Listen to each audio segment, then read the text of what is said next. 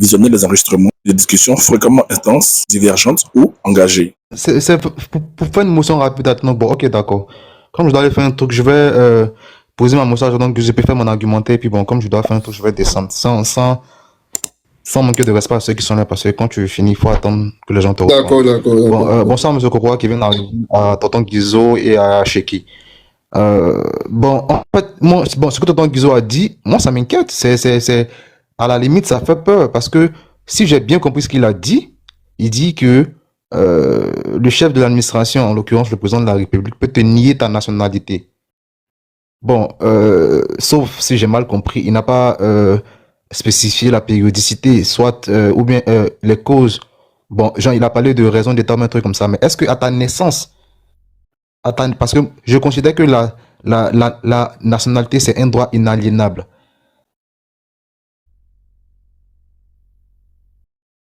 Je ne sais plus, si tu nais d'un parent ivoirien, je pense, hein, sauf à me tromper, que tu es automatiquement assez candide, hein, voilà, je sais pas, de droit de savoir, mais tu as envie de savoir, parce que bon, est-ce que le président de la République, il peut régner la nationalité à quelqu'un qui vient de naître? Parce que c'est ce que j'ai pu comprendre, que à tout moment de ta vie, parce qu'il a dit au début et à la fin, le président peut te nier ta nationalité qui pour moi est inaliénable. Si tu remplis les conditions telles que établies par la loi, je ne sais pas si c'est la condition, le code de nationalité. Donc, c'est cette question-là que je pose rapidement. Comme je sais que Tonton Guizo, il est souvent assez lent dans son argumentation, je ne vais pas le laisser répondre, je vais finir rapidement, puis il va répondre quand je vais finir.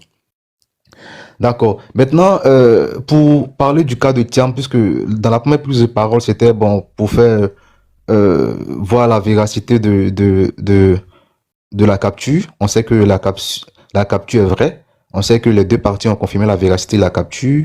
Maintenant, c'est le dessin, je dirais, inavoué de celui qui a vulgarisé la capture, tout en étant nuancé sur la provenance, ou bien sur, comment on appelle ça, le fait que ce soit Thiam qui ait transmis la capture. Ça, personne ne sait rien. Voilà, personne ne sait ça. Donc moi, je vais m'attarder sur le dessin inavoué de Monsieur Hugo, pour ne pas le citer, en faisant sortir cette capture-là.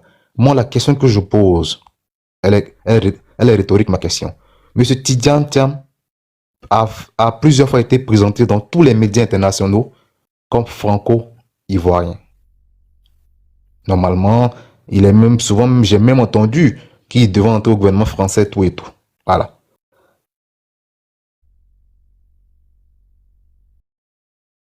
Tellement occupé par le travail, il ne savait pas que Tidjane Thiam, né sa nationalité, de telle sorte que le président de la République, mais chef de l'administration, s'évertue à donner des faveurs, parce que moi j'appelle ça des faveurs. Puisque M. Kokora l'a dit, plutôt, M. Kokora l'a dit, et Khalil Arancheri, l'Ivoirien lambda, pour avoir son certificat de nationalité, il fait la procédure comme tout le monde. Moi je suis assez égalitariste. Je dirais même que je suis pour l'égalitarisme même. Une sorte d'idéologie. Je veux que tout le monde soit égaux. Mais je suis pas dupe. Je sais que Tidjane Thiam, ancien ministre de ce pays-là, il a des entrées que je n'ai pas. Mais jusqu'à ce que le président de la République, ignorant le fait que Tidjane Thiam étant français, si on veut suivre la logique du RHDP, ou même selon ce que la loi fait, n'a plus le droit des papiers ivoiriens, le président de la République, pourquoi Thiam a pu avoir des papiers ivoiriens alors qu'il n'en avait pas le droit, alors que le président de la République a enjoint son ministre de la Justice, qui, comme Tonton Guizo l'a dit, a le plein droit d'intimer l'ordre au juge dans une sorte d'affaire administrative ou octroyer le certificat à M. Thiam. Pourquoi ça s'est fait en 2022, alors que Thiam n'en avait pas le droit, et que maintenant qu'il en a le droit, ça fait 2 ou 3 mois qu'il a fait une demande et qu'il n'a pas son certificat? Est-ce qu'on veut nous dire qu'en Côte d'Ivoire ici, le certificat de nationalité s'obtient par le simple fin du prince, comme le disait Sayasé? Là encore, c'est encore plus inquiétant. Parce que parce que j'ai entendu que M. Thiam pourrait être poursuivi pour faux usage de photos et tout, parce que bon, il a eu droit à des papiers auxquels il n'aurait pas eu droit. C'est-à-dire, le problème original part du fait que si l'administration ou le président de la République n'avait pas fourré son nez là-dedans, peut-être que M. Tidjane Thiam ne serait même pas sur la liste électorale. Puisqu'à ce que je sache, il s'est inscrit sur la liste électorale avec le certificat qu'il a eu en 2022. Donc, il y a vraiment un gros problème. Je me garde de ma petite personne de faire des affirmations. Tant que je n'ai pas tous les éléments, pour une question de rigueur, je ne ferai pas d'affirmation. Mais c'est quand même assez interrogatif de savoir que dans ce pays-là, par le simple fait du prince, tu peux avoir un papier auquel on dit que tu n'as pas droit a posteriori. Et quand tu en as le droit, tu ne l'as pas, alors que depuis des mois, tu as exigé de l'avoir. Tout ça est quand même inquiétant. Donc, Ali, je vais m'arrêter là. Quand tu ne sais pas beaucoup, faut pas dire beaucoup pour éviter de t'hasarder. Donc, faut rester là. Donc, ne bouge pas. Non, je dois aller terminer le rapport rapidement là. Mais non, c'est pas bon. Descendre, voilà, moi j'aime pas. Si tu as posé bon, des ok, d'accord. Non, Khalid, non, avant de parler, j'ai dit pour le respect. Bon, non, mais si c'est comme ça, parce que tu peux pas venir soulever des questions pertinentes et puis tu dis non. Si c'est comme ça. Non. Monsieur Kokora, non, non, je vous écoute. Non. Je vous écoute, laissez ça, je vous écoute pour le respect et puis je vais voilà, non, je vais laisser, mais je suis en train de dire, pour la prochaine fois, moi quand je n'ai pas le temps, vraiment je ne prends pas le temps de monter. Mais je ne peux pas monter et puis dire, bon, je n'ai pas le temps. Alors que quand on monte, c'est pour faire le débat, c'est pas pour venir saluer ou bien tu salues et puis tu t'en vas. Le jour où tu as le temps, tu viens, tu vas faire le débat. Alors, bonsoir à tout le monde, bonsoir, c'est bonjour, hein, pour ceux qui sont en Afrique, et en Europe. Mais mon ami et frère Ismo qui est au Canada, c'est bonsoir. Ici, c'est bonjour. Alors, je crois que tu poses des questions intéressantes et qui méritent donc des réponses aussi intéressantes. D'abord, dans un premier temps, est-ce que vous savez les instructions qui ont été données par le président de la République? Est-ce que dans la capture d'écran que tout le monde a vu circuler, le ministre a dit de façon précise, voilà la nature des instructions que j'ai reçues du président de la République. Vous ne savez pas. Est-ce que dans l'instruction, le président a demandé au ministre de la Justice d'intimer l'ordre à un juge de lui donner un certificat de nationalité? Ou bien le président de la République a demandé au juge de mener des enquêtes ou de rechercher des documents, puisque le gars dit qu'il n'avait aucun papier ivoirien. Alors que tout le monde sait que pour avoir un certificat de nationalité, un passeport, il faut avoir des papiers ivoiriens. Les papiers ivoiriens, c'est quoi? Ce soit même son extrait de naissance, le papier des parents, ou bien un certificat de nationalité. Donc le gars dit qu'il n'a aucun document de tout ça. Mais comme la Côte d'Ivoire est un État qui a des archives, donc on peut trouver des documents. Donc, avant de se poser des questions en disant non, bon, c'est des questions heureusement que vous avez posées, mais sauf que vous n'avez pas la nature des instructions qui ont été données par le président de la République. Personne ne sait ce que le président a dit, a demandé au juge, au président et au ministre de faire. Puisque s'il avait donné des instructions à un magistrat, là on dit qu'il y a un problème de dépendance qui se pose. Mais le ministre, là, il travaille sur les ordres du président de la République. Et le président lui donne des ordres. Est-ce que le ministre aussi a dit, bon, je vais voir les juges pour qu'on donne ce candidature? Non. Vous n'avez aucun élément du contenu de les échanges des instructions qui ont été données par le président de la République. Donc vous ne savez rien. Voilà, vous ne savez rien. Donc vous ne pouvez pas dire que oui, c'est le bon vouloir du président qui a fait des faveurs. Il a fait quelle faveur à M. Thiam? Vous ne le savez pas. Voilà pourquoi il faut se garder vraiment de tout interpréter. Voyez-vous. Alors, comme M. Thiam a fait, parce que jusqu'à preuve du contraire, en tout cas jusqu'à ce que M. Thiam vienne dire que ce n'est pas lui qui a fait fuiter, mais c'est lui. Puisque la source vient de son téléphone. Maintenant, si demain il vient dire que son téléphone est perdu, là au moins on peut dire, bon, c'est quelqu'un qui a ramassé et puis il l'a fait fuiter. Mais aussi le crime profite à qui? Celui qui a fait la vidéo en montrant donc la capture est un Thiamiste et qui était en train d'attaquer le gouvernement. Donc le crime profite à M. Thiam et à son équipe. C'est comme moi j'échange avec un opposant et puis Khalil qui est donc du RADP qui est proche de moi et autres, il montre la capture et puis il dit voilà ce que les pro-Gbagbo font à Kokora, non. Et puis ils vont dire non. C'est pas Kokora qui a fait fuiter et qui c'est qui? C'est moi puisque ça me profite. C'est pour me défendre, mon honneur. Parce que les pro-Gbagbo sont en train de me faire ceci, me faire cela. Juste à ce qu'ils viennent m'expliquer moi-même pour dire non, mon téléphone a été volé par Khalil, ou bien j'ai perdu mon téléphone, donc c'est sûrement quelqu'un qui a ramassé et puis qui a fait fuiter et puis Khalil l'a vu, donc lui aussi il a communiqué là-dessus. Voyez-vous, donc, il est clair que, puisque quand vous regardez la capture, on voit le nom du ministre Sansan Kambilé, et puis on voit les échanges. Quand tu fais les échanges WhatsApp avec quelqu'un, dans ta page, ça sort vers tes écritures. Et l'autre, ton correspondant, pour lui, sont en blanc-noir. Mais quand on regarde les écritures de M. Sansan, c'est en blanc-noir. Celle de M. Thiam, c'est en vert. Ça veut dire que la source vient du téléphone de M. Thiam. Donc c'est lui qui a fait fuiter l'information, jusqu'à ce qu'il vienne démontrer le contraire. Et surtout, comme quelqu'un l'a dit, je crois que c'est Daouda, le monsieur n'est pas à son premier essai. Toutes les conversations qu'il a en privé, mais il les fait sortir. Il dit qu'il a eu un tête-à-tête avec le président de la République, à sa demande. Il sort, dès qu'il sort, il donne l'information à son frère Aziz. Et sur le plateau télé, il vient livrer le contenu de leurs échanges. Alors que je crois que le tête-à-tête, c'est pour que ce que vous avez dit reste dans le secret jusqu'à ce que vous mourrez. Lui l'a dévoilé. Il dit son grand frère lui a dit qu'un ministre lui a dit que Thiam, s'il rentre, ils vont l'arrêter. Alors que son grand frère n'a pas dit ça publiquement. Le ministre non plus n'a dit publiquement. Donc si on t'a donné des informations, pourquoi est-ce que tu donnes les noms de façon précise? Mon grand frère m'a dit. Alors que lui, il voulait peut-être te rendre service. Il a entendu quelque chose qui n'est pas officiel, mais il attire ton attention. Mais lui, il met ça en public. Il dit qu'il a vu le président Gbagbo sortir de la chambre à coucher du président Houphouët-Boigny quand il était jeune. Est-ce que Gbagbo a déjà dit publiquement qu'il est parti dans la chambre du président Houphouët-Boigny plus de 1000 fois? Je crois que quand il rentre dans la chambre d'un président de la République, c'est vraiment pour garder le secret. Mais lui, Thiam, il a vu et puis il est venu dire ça sur la place publique. Donc, le monsieur n'est pas à son... Et puis même le PDCI, en termes d'informations confidentielles qui fuient. M. Brendoumi a eu un échange avec Abdoumani.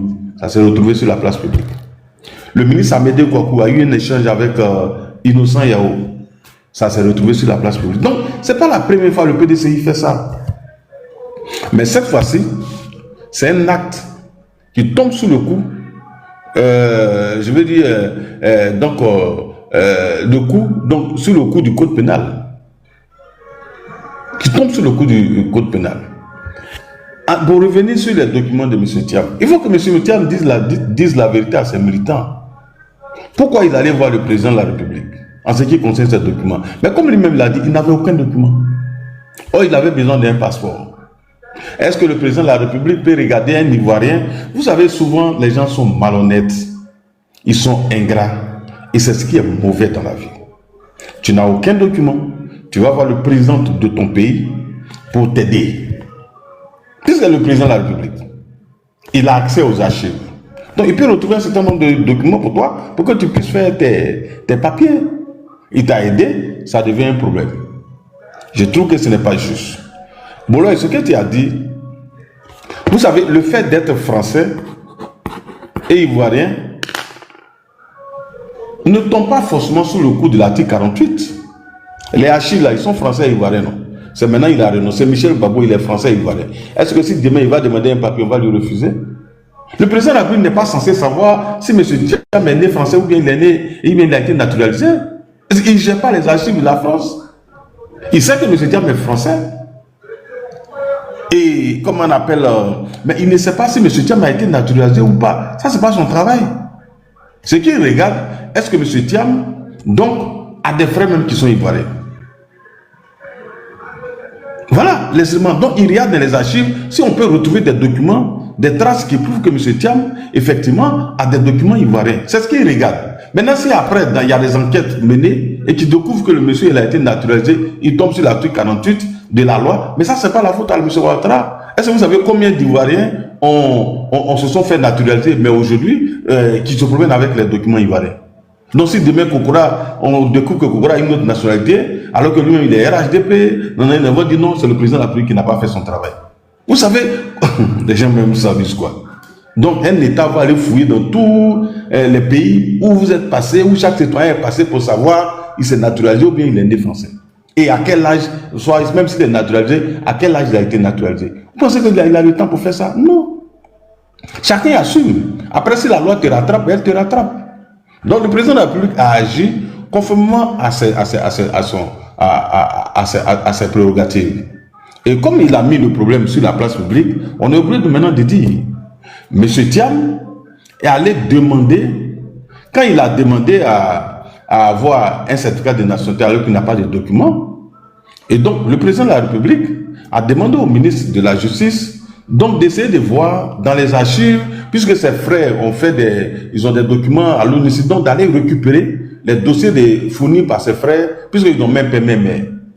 Donc d'aller voir à l'ONU, il suffit d'appeler le directeur de l'ONU, il va sortir tout de suite les documents fournis par Aziz ou bien par Augustin qui l'ont permis d'avoir leur pièce d'identité. Donc le ministre de la Justice fait cette démarche. Effectivement, il obtient les dossiers donc, de ses frères. Et il se trouve que les dossiers de ses frères, pour obtenir les documents, ils ont utilisé un passeport diplomatique de leur maman qui a été établi en 1974.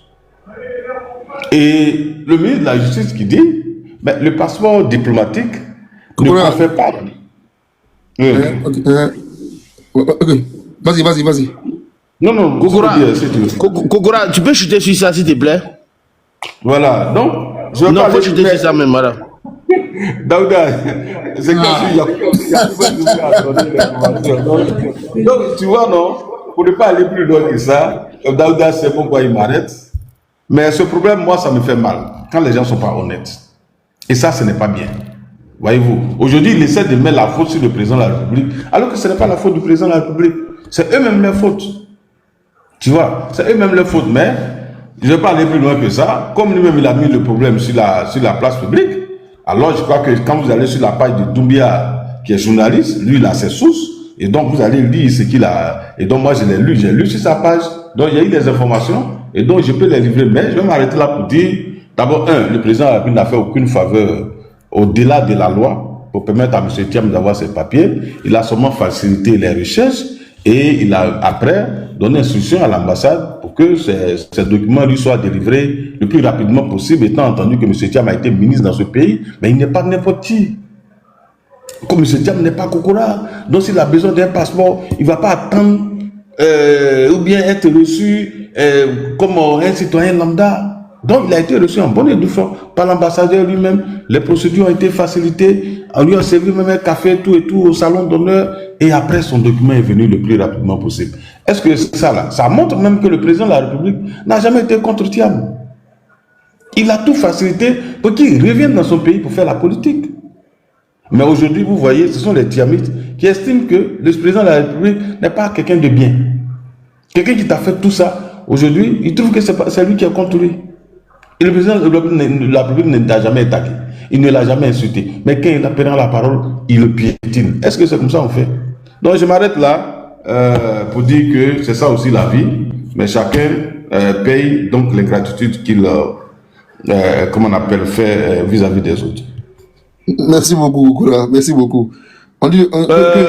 Khalil, avec ta permission, comme c'est toi qui gères le panel, il y a un monsieur que je vais faire monter. Il s'appelle Pierrot Messi. Est-ce que tu peux le faire monter? D'accord, en tout cas. C'est toi le boss. Khalil. La dernière fois, on a plaidé pour lui, mais il est monté là, il a tout foutu en vrague. Mais vous pouvez le faire. Attends. S'il a tout foutu en l'air, vous le laissez, hein? Non, c'est bon. Ça va. Boulay parler parce que c'est Boulay qui le connaît mieux. Bon, d'accord, s'il est bizarre, laissez-lui en bas là-bas. Khalil, tu me mets 30 secondes, je sais pas si. Je veux dire, tu as Kokora rapidement. Bon, 30 secondes, parce que ça tique de parler dans mon check, de parler. Ok, non, en même temps, non, Khalil, j'aimerais dire quelque chose à Boulay. Boulay, tu dis 30 secondes, mais après, c'est pour dire je m'en vais. Si c'est pour parler 30 secondes pour partir là, c'est pas mieux que tu as parti. Non, je veux juste préciser un truc, il n'y a pas de souci, monsieur. Il va rester. Je veux juste préciser, non, il y a Khalid qui me fait du chantage, donc là, je vais écouter M. Kokora. Non, en fait, ce que je voulais dire rapidement, pour une question de rigueur intellectuelle, M. Kokora devrait se garder de faire des affirmations de façon péremptoire. Parce que jusqu'à date, comme je l'ai dit, on ne sait pas si c'est M. Thiam qui a fait fuiter les informations. Donc, je n'ai pas de conseil à donner à M. Kokora, bien loin de moi cette idée-là, mais bon, le dire comme ça serait diffamé. Voilà, c'est juste un truc que je dis. Maintenant, deuxième chose que je D'abord, ce que tu as... Non, je vais poser la deuxième question que vous allez parler. Non, écoute-moi, je suis un grand garçon, tu vois, je sais de quoi je parle, tu vois, j'assume ce que j'ai dit. Je vais finir mes 30 secondes, vous allez répondre aux deux. S'il te plaît, d'abord. Attends, Voilà, je souhaiterais vraiment. J'ai expliqué, j'ai dit, quand quelque chose sort du téléphone de quelqu'un, mais qui est propriétaire du téléphone de M. Thiam? C'est lui-même. Et j'ai dit, jusqu'à preuve du contraire, qu'il vienne dire que son téléphone a été volé, mais ça vient de la source là. Elle vient d'où? Elle vient du téléphone de M. Thiam. Tu veux que moi je dise que son téléphone a été volé? Non, je mets ça sur le fait que la source vient de son téléphone. Et jusqu'à ce que, parce que logiquement, quand tu vois des trucs comme ça, tu veux pas que les gens spéculent et t'accusent, mais tu fais un rectificatif, fais un communiqué. Tu dis non, ça ce n'est pas moi. Voilà, il ne peut pas rester silencieux, mais s'il reste silencieux, ça veut dire que c'est lui. Voilà, ben, ça vient de son téléphone. Mais Kokura, tu sais ce qui est bizarre dans cette affaire? C'est la même analyse que j'ai faite. Mais on m'accuse de partialité, j'ai accusé Thiam. Il dit jusqu'à ce qu'il vienne faire un communiqué pour dire que ça ne vient pas de lui là. Moi, quand je fais la juxtaposition des faits, c'est un puzzle. C'est un puzzle qu'on monte. Première des choses, tu étais à Crédit Suisse. Il y a eu procès sur toi pour espionnage. Première des choses. Après Crédit Suisse, tu es parti t'asseoir. Tu dis ton frère, ton frère t'a fait une confidence, tu as balancé ton frère. Les militaires, les gendarmes, les policiers, ils t'ont fait des trucs, tu les as balancés. Tu dis tu as vu Gbagbo sortir de la chambre de Oufoué, tu les as balancés. Toi, tout ce que toi tu dis à quelqu'un là, en privé là, bizarrement ça se trouve en public. Et je suis parti, avant de chuter, j'ai dit bon, la capture d'écran que j'ai vue dans la vidéo de Dr Hugo, cette capture d'écran, à la vérité, quand nous tous on a WhatsApp, si Kokura et moi on échange par WhatsApp, si moi je fais une capture d'écran, c'est le nom de Kokura Nzi Bernard qui va sortir. Si Kokura fait une capture d'écran, c'est le nom de Daouda Koulibaly qui va sortir. Donc, partant de ce principe-là, jusqu'à ce que moi on me dise autre chose, moi je suppose que ça vient de lui. Parce que je ne dirais pas que, parce que je pense même que si on veut se dédouaner, on peut dire mon téléphone a été piraté, mon téléphone a été volé, mon téléphone a été ceci, mon téléphone a été cela. Mais jusqu'à présent, hier, à une demi-journée, le PDCI a pondu 3 communiqués. Mais jusqu'à présent, on n'a pas de communiqué. Bon, quand on le dit, on dit que bon, voilà, c'est comme si, c'est comme ça. Bon, je suis un peu découragé, mais bon, c'est ça. C'est dommage. Non, mais ils ne sont pas honnêtes. C'est ça qui est le problème. Les gens du PDC, ils ne sont pas honnêtes. Et ceux-là, ils sont devenus très dangereux depuis la mort du président Houphouët-Boigny et Bédié. Voilà, Houphouët-Boigny n'a jamais dit, en tout cas pour la mémoire collective, tout le monde s'accorde à dire que le président Houphouët-Boigny n'a jamais vu une seule goutte d'alcool. Mais Thiam lui est venu dire qu'il buvait Bangui avec le président Houphouët-Boigny à chaque village, de Yamoussoukro à Abidjan. Hein? Mais c'est comme ça en fait. Il faut qu'à un moment donné, les gens ne prennent pas Thiam pour. Il vient, il fait des bêtises, les gens ne veulent pas qu'on en parle. Vous n'allez pas complexer tout le monde. Le monsieur doit se comporter comme un adulte. Il insulte les gens idiots, imbéciles, obtus. Les gens ne veulent pas qu'on en parle. Attends. Vraiment, moi j'ai dit, j'ai rien à Daouda. Et puis je tombe de nuit, quoi. Quelqu'un qui vient nous diriger, on ne veut même pas qu'on soit exigeant vis-à-vis de lui. Attends. Tu as des échanges avec un ministre, ça sort. Mais ça, c'est un acte trop dangereux.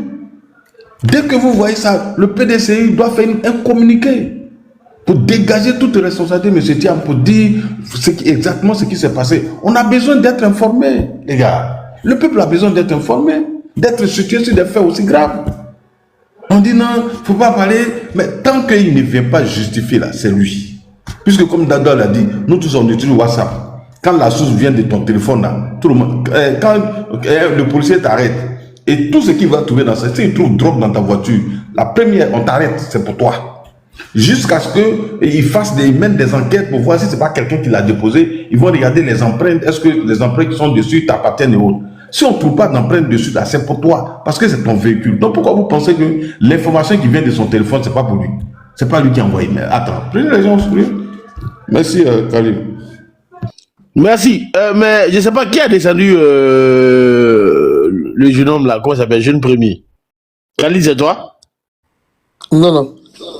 Non. Je sais pas, il a fui ou quoi? Je sais que le débat ne l'arrange pas. Il va venir dire quoi aussi? Ah, d'accord. Mais Moustapha, Mustapha connaît, tu es monté. D'habitude, tu ne montes pas. Aujourd'hui, tu es monté. Bon, on te donne la parole. Peut-être que tu n'as pas l'habitude de monter. Ah, voilà, lui aussi, il est parti. Bon, Cheki, vas-y. Et bon, moi, je prends le sujet sur 3 axes. Ben, je m'y connais pas trop en droit, mais je vais aller sur 3 axes. Le premier axe là, c'est le fait qu'on puisse accepter que son téléphone soit perdu et puis l'information aurait été piratée là. Moi, je pense qu'on doit écarter cette piste-là parce que il est ancien PDG, je pense, de Crédit Suisse et il est président des partis politiques. Donc, son téléphone, c'est pas n'importe quel téléphone. Et même si son téléphone se perd, on ne devrait pas avoir aussitôt accès à ce type d'informations-là et puis les balancer sur les réseaux sociaux.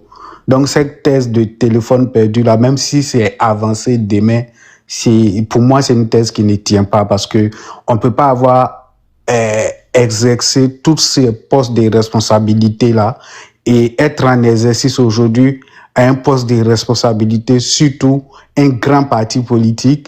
Et quand toi, ton téléphone se perd, les gens ont accès à toutes les informations à la minute où le téléphone est perdu. Ça, pour moi, c'est un argument qui ça ne tient pas.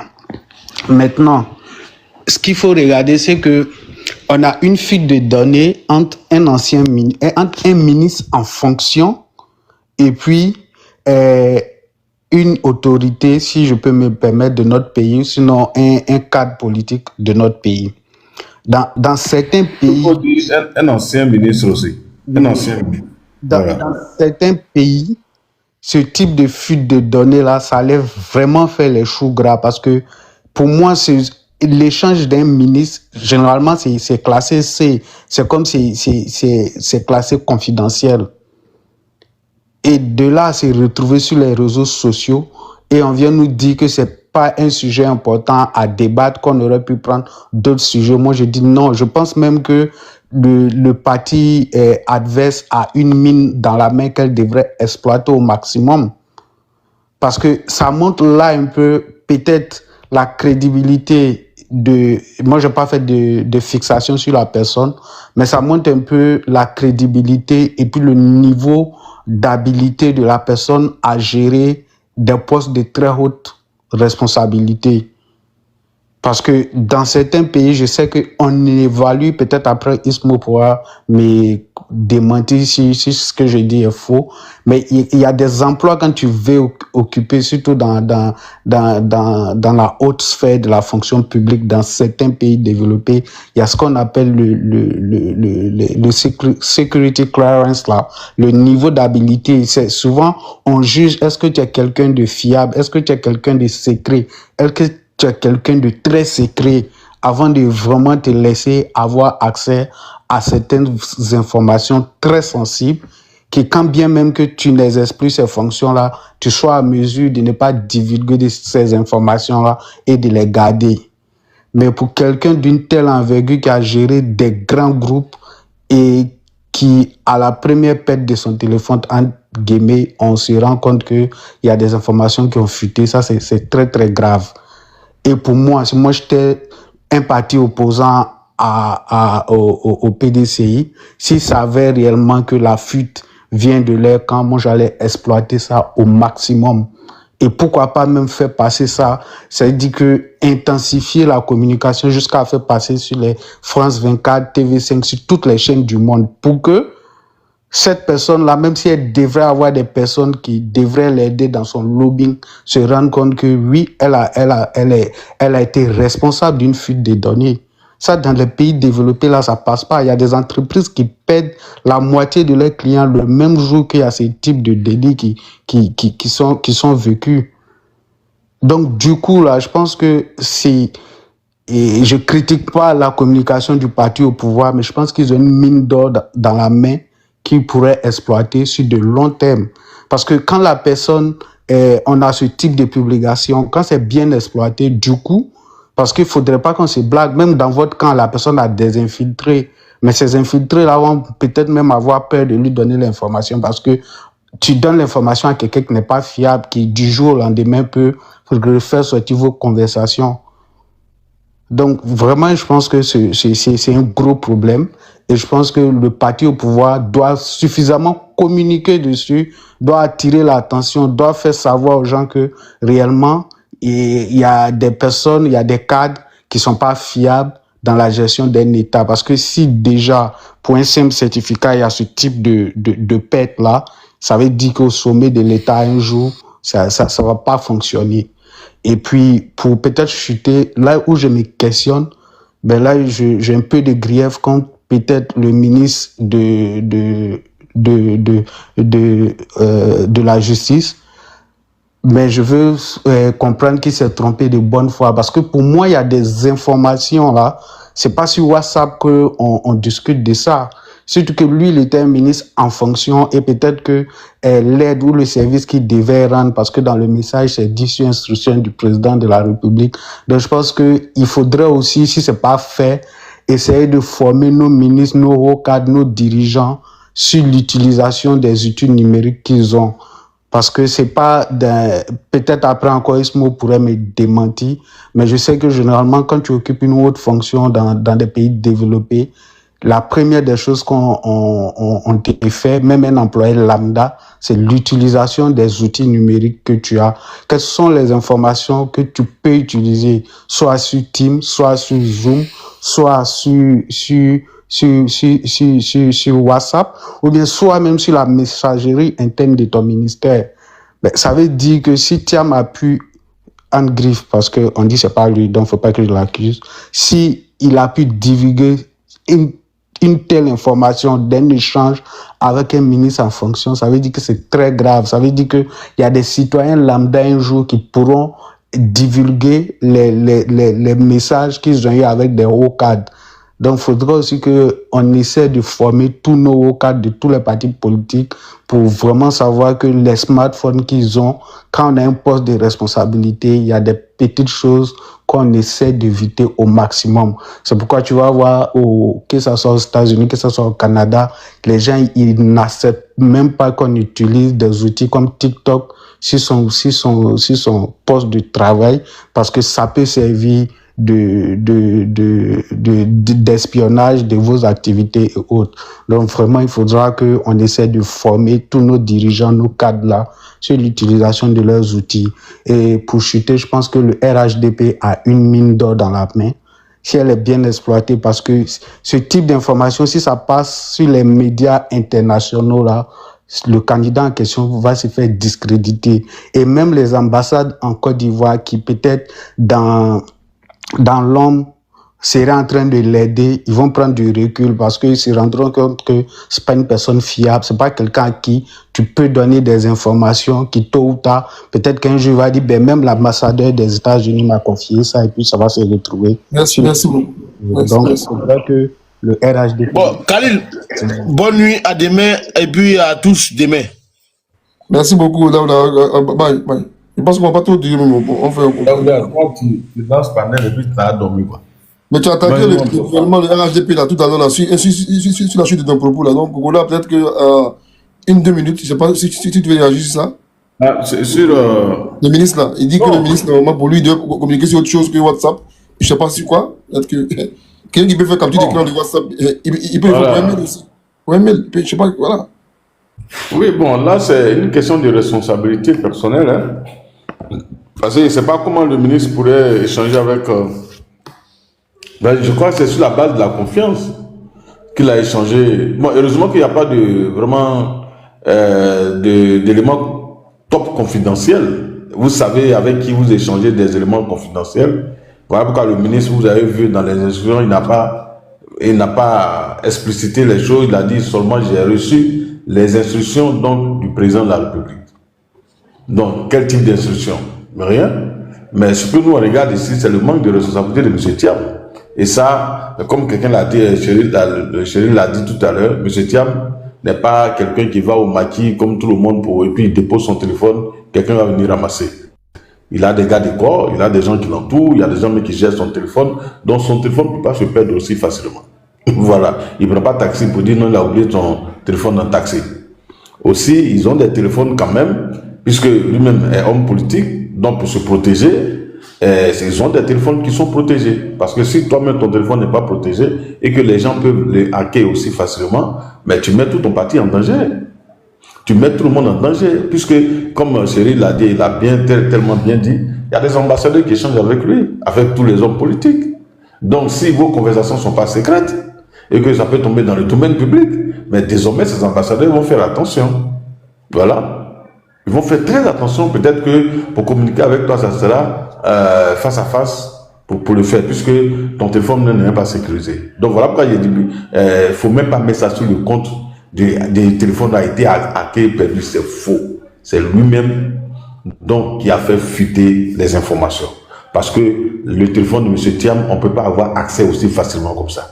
Sauf si lui-même, il est d'une irresponsabilité exagérée. Parce que c'est un homme, moi je vois les ministres, les téléphones, mais tu ne peux pas avoir accès même si tu es avec lui. Quand ils sont dans des meetings, bien des réunions, il y a leur équipe de sécurité, responsable de sécurité qui gère leur téléphone. Ce n'est pas déposé comme ça. Et quand ils ont des appels importants, le chef de sécurité vient et puis il dit, ah, telle personne vous appelle, soit il décroche ou bien il ne décroche pas. Donc, le téléphone de M. Thiam ne peut pas être aussi hacké facilement, ça ne peut pas se perdre aussi facilement. Donc, c'est des histoires. Comme son certificat de nationalité dure, et ils ont fait croire à tout le monde que c'est le gouvernement, la justice qui refuse de lui délivrer ses cartes de nationalité. Donc, pour corroborer leurs dits et leurs arguments, puisque Brendoum a dit ça sur le plateau d'Alain Foucault, tout et tout, donc pour corroborer leurs arguments, ils font sortir ça pour dire, vous voyez, c'est le président de la République qui donne les instructions en Côte d'Ivoire pour délivrer ses cartes de nationalité. Donc, s'il peut donner des instructions pour délivrer, ça veut dire qu'il peut donner aussi des instructions pour bloquer. Voilà l'objectif. Il ne faut même pas se leurrer pour aller à gauche, à droite. Oui, mais la personne qui fait la vidéo, écoutez ce qu'il dit dedans. Il dit, voilà la preuve que Alassane Ouattara, c'est lui qui est de son bon vouloir, on donne ou on ne donne pas. Donc le crime là profite à qui? À M. Tam et à son équipe. Pourquoi voulez-vous que... Vraiment, si c'était un gars du RADP qui avait fait cette vidéo en disant des choses, on peut dire qu'il a volé pour incriminer M. Thiam. Mais ça vient de leur propre camp. Un cyberacteur du PDCI qui le fait, et puis on dit non, son téléphone là, ça ne vient pas de lui. Mais il faut prendre les gens au sérieux quand même. Et voilà pourquoi moi j'accuse, et comme Cyril l'a dit ça là, et tout, je crois vers les 16 heures, j'ai dit ça à Daouda. J'ai dit en Afrique, Khalid, nous sommes légers. Voilà pourquoi nos pays sont encore pauvres. Parce qu'on n'est pas exigeant. On a une presse qui est complaisante, qui marche sur les œufs, qui n'est pas courageuse. Une affaire comme ça aux États-Unis, mais ça va faire le tour du monde. CNN, Fox News, BCC en Angleterre, France 24, mais ça va péter.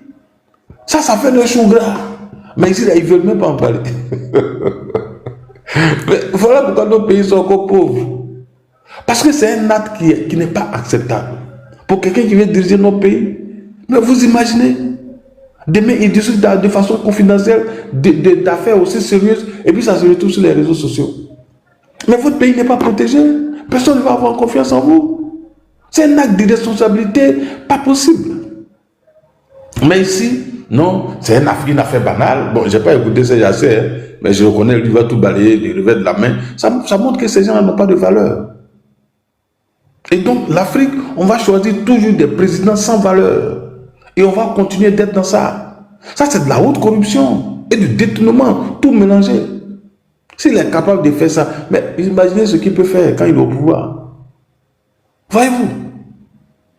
Mais vous allez voir, c'est quelque chose qui va passer sous silence comme ça. Personne ne va en parler. À part Live TV qui a parlé un peu, mais vraiment très mesuré, il ne veut pas aller en profondeur. Si c'est dans d'autres pays, mais pendant une semaine, mais ça fait l'objet de débats dans les journaux partout. Pour savoir, mais pourquoi? Ils vont poser beaucoup de questions pour savoir, mais quelles sont les instructions que le président de la République a données. Tout ça pour vraiment creuser et voir clair dans la gestion des affaires publiques. Mais ici, là, ce n'est pas notre problème. Et donc, nos dirigeants peuvent nous continuer de nous voler. Et puis, il n'y a rien. Parce que nous-mêmes, on n'est pas exigeants. On est un peuple qui est laxiste, qui est léger, qui ne veut pas exiger des choses. qui demandent pas de compte à ceux qui veulent nous diriger ou ceux qui nous dirigent. Mais si vous ne demandez pas de compte, donc à ceux qui vous dirigent ou bien qui veulent vous diriger, mais pourquoi vous voulez que eux-mêmes là, ils se fatiguent pour vous faire plaisir en développant des choses? Donc, voilà pourquoi on dit les peuples méritent les dirigeants qu'ils ont. Ça, c'est une assertion qui est vraie. Voilà, si vous voyez que les Européens sont développés, parce qu'ils suivent à la lettre. François Hollande s'en va chercher femme, pour eux, c'est scandaleux. C'est scandaleux que le président de la République se mette sur scooter pour aller chercher femme. Mais c'est en Afrique, là, il faut applaudir. Oh, le président de la République, il est simple. Il a pris moto pour aller chercher femme. Il a pris moto pour aller chercher femme. Ça ne leur dit rien. Hein? Non, bon, je m'arrête là, Khalid, pour permettre à Ismo. D'accord, ok. Alors, on va écouter Ismo, rapidement. Ismo, je sais pas si tu as avec nous, hein, Ismo. Oui, je suis là, hein, je suis là. Merci Khalil. C'est ce que, tu sais, dans ma deuxième intervention, c'est ce que j'avais dit, hein, parce que le problème, c'est quoi? C'est que quand une telle information fuite, l'information est traitée de différentes façons et interprétée de différentes façons, et les enjeux aussi sont différents. Vous voyez, et ça peut être positif, dépendamment de l'objectif que la personne recherche, ou encore négatif, à la grande surprise ou au détriment de cette personne-là. Aujourd'hui, vous voyez le débat que ça ressort. Ça ressort très clairement que le président du PDCI se pose, comme un frère l'a dit, ça, si c'était dans un pays qu'on dit développé ou un pays à un autre niveau démocratique où l'éthique et la morale sont assez élevés dans la politique, la personne aurait démissionné. Vous voyez, parce que tu ne peux pas te permettre, ça c'est un acte hautement grave, vous voyez, de faire fuiter ce type d'information-là. Mais si c'est pour dénoncer, vous voyez, de ministre à ministre, l'information fuite, c'est difficile. Maintenant, le problème que ça pose, c'est que ça ressort, ça va au risque, dans l'objectif de déplacer le débat sur une quelconque ingérence du président de la République, qui est une institution, dans l'octroi d'un document administratif, mais ça peut ressortir tout le dossier de M. Tidjam Thiam, dès le début. Est-ce qu'il avait tous ses papiers? Lui-même, il dit, comme plusieurs l'ont dit déjà, qu'il n'avait aucun papier ivoirien. Il n'avait, sinon pour un papier aussi simple, qui est la carte nationale d'identité, ou bien le certificat de nationalité et tout ça, ben c'est des choses qui sont faciles à obtenir. Au moins, tu as ton ancienne carte d'identité. Même ceux qui sont en Occident, qui ont obtenu d'autres citoyennetés, ils ont toujours leurs papiers ivoiriens, ils ont souvent des passeports même ivoiriens. Pourquoi lui, il n'avait pas tout ça? Est-ce que ça veut dire qu'il avait renoncé à la Côte d'Ivoire? Est-ce que ça veut dire qu'il avait fait une croix sur la Côte d'Ivoire? À tel point où il n'avait aucun document pouvant lui permettre d'obtenir une simple carte d'identité ivoirienne. Voici autant de questions qui vont à l'opposé de l'objectif qui était recherché, c'est-à-dire mettre le discrédit sur le processus d'octroi de la carte nationale d'identité. Là, ça recentre le débat. Vous voyez? Et comme Kokora le disait tantôt, personne n'a le contenu réel ou la directive ou les instructions données par le président de la République. Mais on sait une chose, que M. Tidjam lui-même a dit, qu'il n'avait aucun papier. Et là, il met de l'eau dans le moulin de ceux qui ont dit que M. Tidjam avait abandonné la Côte d'Ivoire et qu'il est parti pendant 23 ans sans même penser à la Côte d'Ivoire. Parce que si tu es un Ivoirien qui aime ton pays, peu importe les occupations que tu as, on nous disait qu'il venait, qu'il partait, qu'il était en lien. Oui, mais il n'y a aucun lien administratif entre lui et la Côte d'Ivoire. Voilà, le débat est centré maintenant. Vous voyez, on cherche on vise un objectif, mais on ouvre une boîte de Pandore. Vous voyez, et là, ça va poser le problème. Parce que s'il n'avait rien comme papier et que c'est le président de la République qui a dû intervenir pour lui donner, je veux dire, la nationalité ivoirienne, mais avec quel document? Avec quel document? Est-ce que maintenant il est dans l'incapacité de fournir les mêmes documents? Ou les mêmes documents qu'il fournit ne sont plus valables? Parce que moi, j'ai vu un cas en France où un Algérien ou des Algériens là qui sont nés français et leurs parents sont partis en Algérie. Puis à un moment donné, le monsieur, il a grandi, hein, il vit en France et tout, mais au moment de renouveler ses papiers tout récemment, il court, il va en Algérie, on ne peut pas lui donner. il va en France, aucun moyen de trouver ses documents. Vous voyez, pour quelqu'un qui était français, mais il est incapable de renouveler ses documents. En France, c'est même pas en Côte d'Ivoire, c'est même pas à peu près nous là, ni à Kékrenou quelque part, non, c'est en France. Ouais, et ça m'a fait penser au cas de M. Titam Djam. Vous voyez, et ça montre le patriotisme aussi de l'homme. Tu n'as pas de papier du tout de la Côte d'Ivoire. Et ça nous ramène sur les discours qu'il a fait lui-même quand on lui demandait est-ce que vous allez faire la politique? Non, ça m'intéresse pas, je veux pas faire. Et tout ça, c'était cohérent.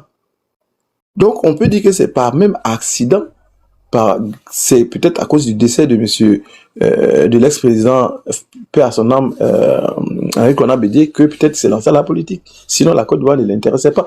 Plusieurs pourraient le dire aussi. Donc, c'est un risque qu'on prend quand on décide de faire fuiter ce type d'informations en minimisant l'impact. Et pour revenir sur cette fuite-là, justement, c'est clair que quand ça part de ton téléphone, c'est ta responsabilité. Et comme le frère disait tantôt, je pense que M. Tiantam, il en est très conscient. Hein, et je pense que pour les postes qu'il a eu à occuper et les informations aussi hautement confidentielles qu'il traite et les personnes avec qui il est en communication de manière souvent permanente ou de haute personnalité dans la sphère mondiale, je pense que son téléphone doit être presque gardé, je sais pas, à moins qu'il ait plusieurs téléphones, même tous ces téléphones devraient être quand même assez sécurisés, avec des mots de passe, des codes, avec des écrans d'éveil et tout, vous voyez. Mais si ça a fuité, on peut prendre le risque de dire que c'est volontaire, vous voyez. Donc, moi, sur ça, je vais m'arrêter pour dire que souvent on dit, tu peux commencer un palabre, mais tu sais jamais quand ça va finir et comment ça va finir. Et ça ouvre une véritable boîte de Pandore que les gens, que ce soit tes partisans ou que ce soit l'opposition ou que ce soit ceux qui ne sont pas d'accord avec toi, chacun va l'exploiter à fond. Et ça serait, c'est des risques. C'est un risque que tu dois prendre et c'est quelque chose que tu dois assumer, malheureusement. On ne va pas juste se contenter de dire non, le président de la République intervient, mais il va falloir démontrer à quel niveau il est intervenu et quelles sont les instructions qui sont données. Et par la suite, on va bien comprendre le processus de A à Z. Et tous les Ivoiriens seront éclairés. Merci. Ok. Je vais bisser encore, comme on dit. Nous sommes là pour bisser les choses. Côté.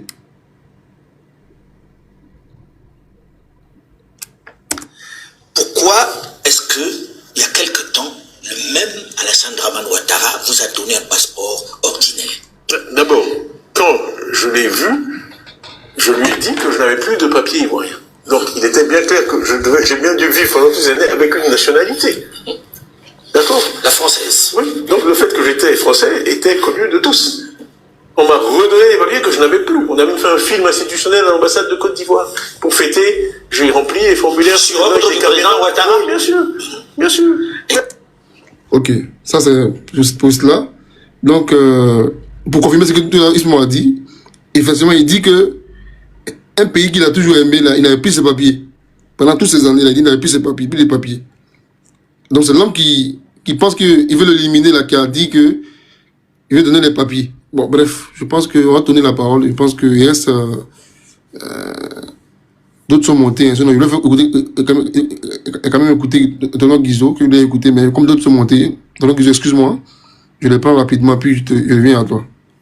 S'il te plaît. Bon, monsieur Paco Rabanne, bonsoir. Vas-y. Oui, bonsoir à tout le monde. Bonsoir, Général Khalid Ismo. Donc, bonsoir. Big up à Paris, son leader. Moi, au fait, je vois que, je saurais dire, est-ce que ça, c'est pas c'est-à-dire que, je suppose que ça peut pas être une coïncidence de façon graduelle. Tout ce qu'on voit, à chaque fois, il y a toujours des écarts de situations qui planent Sitiam à ne point fini. Cette situation de morale et de l'éthique là, ça le suit. Parce que regardez, déjà même, c'est après la mort de Bédié qui nous a fait entendre que un coup d'État s'est préparé. Subitement, le Bédié n'est plus là. Bon, pour s'accompagner encore avec le président Gbagbo, il nous a dit qu'il a aidé C'est-à-dire qu'à tout moment, ça vient de lui que toute chose fuite. Comme on le dit, aucune moralité. Il ne sait pas garder les secrets.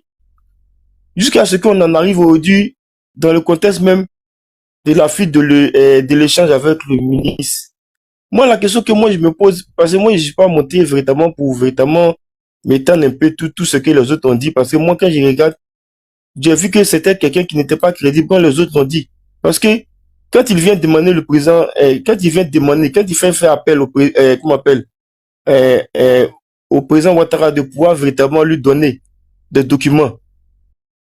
Donc, c'était un jeu politique. Lui-même, il savait qu'en âme et conscience, il n'avait pas les documents requis pour pouvoir véritablement aller, comme un simple citoyen lambda, aller se présenter pour pouvoir obtenir son certificat de nationalité. Donc, moi, il me pose la question ici. Si tant est que tout ce qu'il a fait comme démarche et puis il a obtenu là, si ça là, il avait obtenu le certificat de nationalité jusqu'au bout, et que ça là, cet audio-là, il n'allait pas faire fuiter, jamais il avait dit que il allait avoir une conversation avec le ministre que le président l'aurait donné le certificat de nationalité. C'est la déduction que moi j'ai fait.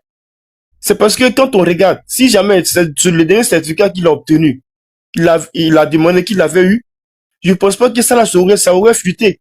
C'est parce que c'est ça en difficulté, voulant véritablement remettre tout en cause et incriminer le président Ouattara, que maintenant ça sort. Mais c'est comme Ismo l'a dit, c'est un couteau à double tranchant. Mais tout ça, ils nous ont surabonné sur les réseaux sociaux. Il est français, il a des documents, on pourrait réellement lui dire, il a eu la nationalité subie. Qu'est-ce que nous ont pas raconté ici? Donc, moi, la question que moi je pose, peut-être que d'un coup, et puis les autres me répondent, parce que regarde, pour les situations des documents top secrets là, le cas arrivé à Donald Trump où il allait mettre des documents de la Maison Blanche dans ses villas. Ça même là, ça a eu à conduire en poursuite judiciaire jusqu'à ce que vraiment d'autres cas, d'autres chefs d'accusation lui ont été adressés. Rien que pour ça, il n'était même plus en fonction. On dit qu'il n'était pas en fonction, ça, tu ne devrais pas garder là-bas. Mais moi, la question que je me pose, si tant est que ces documents-là, il l'avait obtenu et que ça n'avait pas fuité, est-ce que Audit Tiam allait sortir l'audio pour dire non, le président Ouattara l'a aidé ou bien le ministre véritablement a agi par le biais du président Ouattara et quel était le mécanisme de l'aide que le président aurait apporté? Moi, j'ai la question qu'on pose ici. Le mécanisme là, quels sont les documents que le président a pu mettre à la portée des ministres pour lui le donner pendant que lui n'avait rien? Là aussi, voilà la question.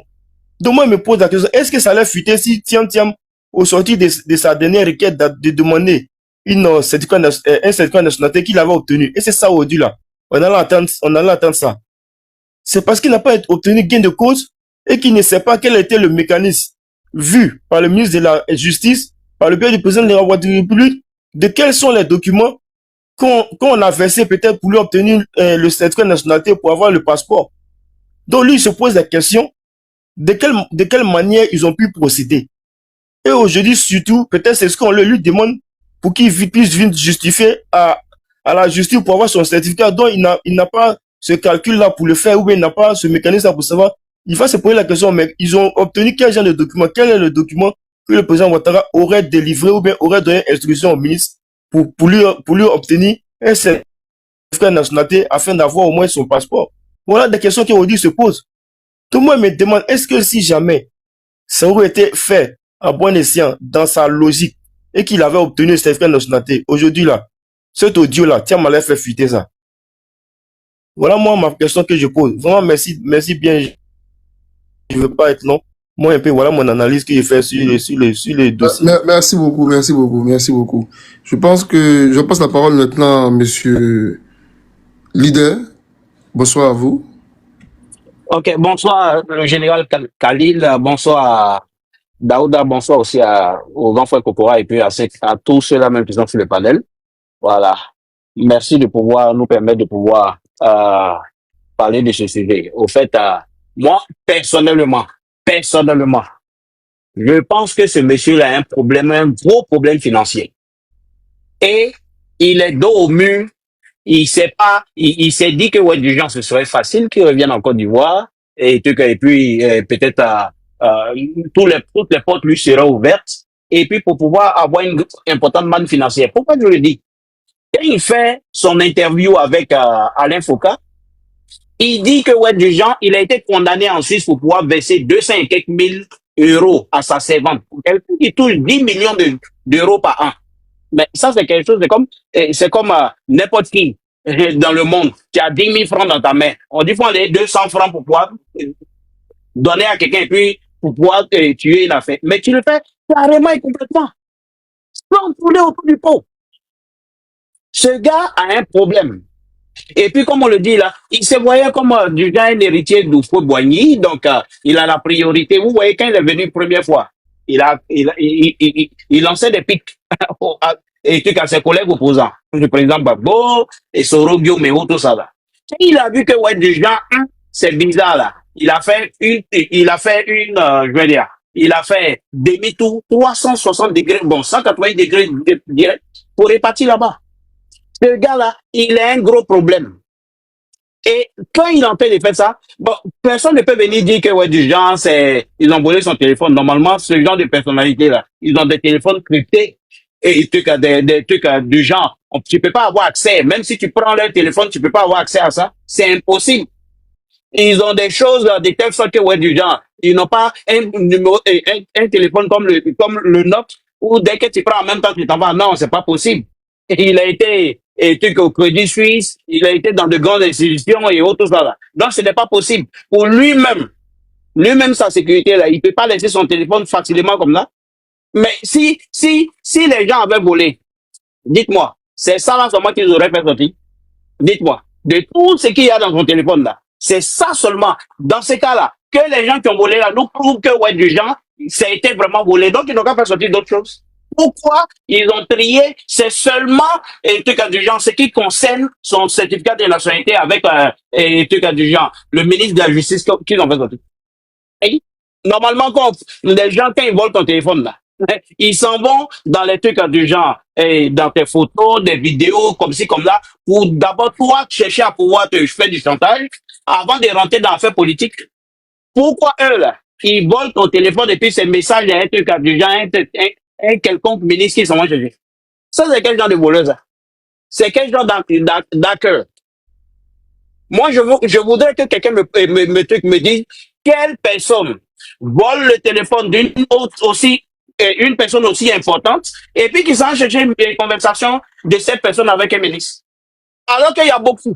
Tu vois, s'il a conversation avec un ministre, c'est qu'il a conversation avec les Bill Gates, comme il a mis tout le monde, les Bill Gates, les Donald Trump et tout cela. Pourquoi il va laisser toutes ces personnalités et puis ces ministres de la justice en devant? Il va s'y intéresser. Dans quel but? Dans quel but? Les hackers ou bien les trucs là, normalement ils ont un motif pour pouvoir faire du chantage aux gens pour pouvoir avoir de l'argent. Ou bien les Nigériens ou bien les trucs là, les gens qu'on voit peut-être du genre, quand on voit des vidéos compromettantes là, mais c'est à eux-mêmes qu'on commence à faire du chantage d'abord, avant de pouvoir s'intéresser à d'autres personnes. Pourquoi eux, ils vont laisser lui-même sa personne? Et puis, ils s'en vont chercher quelque chose seulement qu'un ministre. Alors que lui, en tant que DG et du genre, les gens Crédit Suisse, toutes ces personnalités dans le monde, avec qui il avait des trucs, il était en relation. C'est des relations professionnelles et autres, tout ça là. Ils avaient forcément des trucs qui se disaient en eux. Pourquoi ils vont laisser tout cela? Et puis, ces 100 combinés, ils vont pas dire trucs. Moi, je trouve que, ouais, j'ai dit que le PDCI nous montre à quel point vraiment ils sont dans la bassesse. Ils n'ont rien à proposer à la Côte d'Ivoire et vraiment, c'est de l'arnaque. Et celui-ci qui sont en train de compter pour pouvoir faire de la politique là, je pense que il les a carrément et complètement menés en brousse. Et personne dans le monde va leur faire confiance. Tous ceux qui sont du PDCI actuellement là, sachez que vous êtes blacklistés. Personne ne va vous faire confiance. Personne ne va vous dire quelque chose. Parce qu'à tout moment là, vous pouvez balancer ces personnes-là. Et c'est bien dommage. Je m'arrête là, merci bien. Merci beaucoup, monsieur le leader. Merci beaucoup. Merci beaucoup. Mr. Paris, comment ça va? Mon T'as général, entendu? ça va. On dit que tu es parti à notre ambassade de la ville Cappuccino, bien serré, d'abord Kokora. Bien serré, un café allongé, bien serré. Enfin, quoi qu'allongé, c'est pas serré, un tout petit. Ouais, et bonsoir Kokora. Ismo, comment vas-tu? Tonton Guizo, chez qui, leader? Bon, leader a plié le game, mais moi je pense que, bon, ce que moi je retiens, c'est que on semble ignorer un truc, c'est que le monsieur nous a dit qu'il va faire la politique autrement. Il nous avait prévenu. Donc je sais pas pourquoi on s'étonne ou bien pourquoi on comprend pas les choses.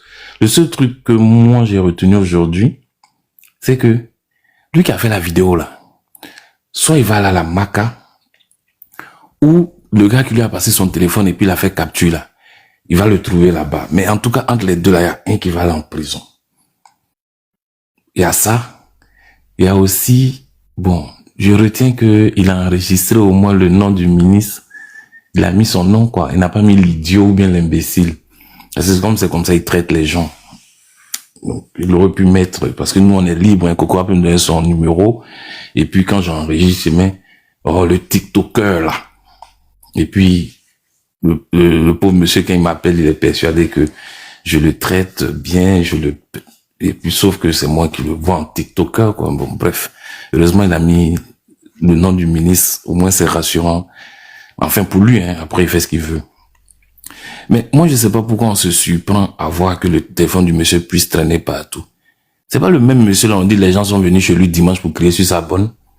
Les gens qui crient sur sa bonne, ils peuvent facilement prendre son téléphone pour faire capture d'écran. Donc moi, je vois même pas que c'est surprenant dans ce qu'il fait de son téléphone. S'il il laisse traîner son téléphone partout. N'importe qui peut prendre pour faire capture d'écran. Puis c'est moi, mon ami ne peut pas venir chez moi dimanche et puis il va crier sur ma bonne. Il est devenu fou, ben il fume drogue. Mais bon, on a vu ça ici, c'est en procès. C'est pas moi qui ai compagnon, pas son ami, son compagnon. Non, moi je dose quoi. Comme il fait nuit, il y a les enfants, je dose. Donc, pour le coup, si quelqu'un peut venir chez toi, Khalil, le dimanche, pour crier sur ton personnel de maison, c'est que cette personne n'a pas avoir accès à ton téléphone. Donc, bien entendu, peut faire des captures d'écran et puis ça peut se retrouver sur la toile. Mais, ce que je retiens, c'est que la politique autrement, c'est le porte-parole du PDCI qui est en appel privé avec ni plus ni moins qu'un ministre d'État à qui il veut faire du chantage, se retrouve sur la toile. Et c'est à ça qu'on assiste depuis l'arrivée de notre très cher génie sur la scène politique. C'est dommage, c'est triste, mais bon. Parce que je comprends pas les gens qui arrivent à justifier ça. Je comprends pas. Je comprends pas. Même tonton Laurent, même à qui on peut prêter toutes sortes de désordres là. C'est causerie. Quand ça sort, c'est lui-même qui dit dans sa bouche. C'est ce qui me plaît chez tonton Laurent. Lui, il n'y a pas, lui, son secret là, si tu as entendu, c'est lui-même qui a dit. Il n'y a pas de rumeur dans pour lui. C'est lui-même qui vient, il dit, ouais, j'ai pris mon argent, j'ai donné ça à un tel. Et il s'arrête pas là, il dit, il n'y a pas que Chirac, hein. Quand on va finir l'interview tout à l'heure, je te dis, il y a 2 autres encore. C'est lui qui dit, et puis comme Kokora a dit là, au lieu de se saisir de ce genre d'histoire là pour rendre définitivement, lui faire prendre définitivement sa retraite, on dit, ouais, le vieux là, non, c'est un garçon. Ouais, il a donné pierre aux gens. Les gens sont pauvres. La Côte d'Ivoire est trop riche. C'est notre président qui leur donne l'argent pour vivre. On a vu le pauvre François Fillon ici, à cause de assistants parlementaires. C'est que tous les députés en France font, hein. Comme c'est pour lui qui est sorti premier, là. Ça l'a éliminé de la course à la présidentielle. Et puis pour achever le clou, son ami est venu lui donner 2 costumes. Bon, tu me diras, c'était de chez Arnis quand même, mais il n'en demeure pas moins que c'était 3 vestes, quoi. Ça l'a éliminé. On s'est tapé Macron pendant 10 ans bientôt, à cause des vestes. Donc chez nous, il y a un monsieur, comme c'est le génie, c'est lui qui est l'ami de Dieu, c'est lui qui a organisé les funérailles du pape, c'est lui il a le droit de faire fuiter via un de ses activistes ses conversations privées avec le garde des Sceaux. Vous pouvez faire ça, les Mamadou Touré, sans leur manquer de respect, ou bien Khalil Fofana, c'est Khalil, non, le ministre des TIC, là.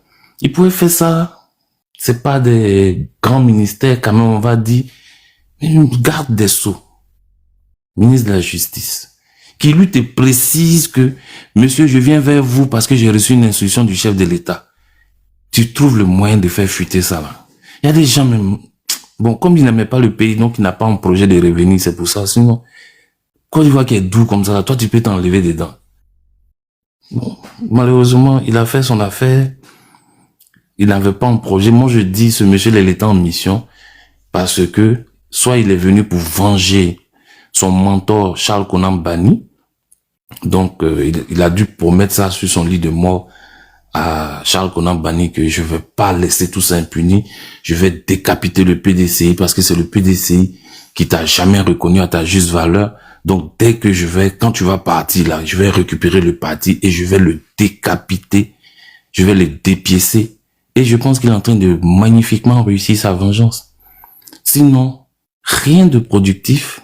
Un gros appareil comme ça, le mec, on lui a donné une Ferrari. Il trouve le moyen de partir dans un environnement où il n'y a pas de route. Mais comment tu vas rouler là-bas? Le mec, il a une Ferrari en main.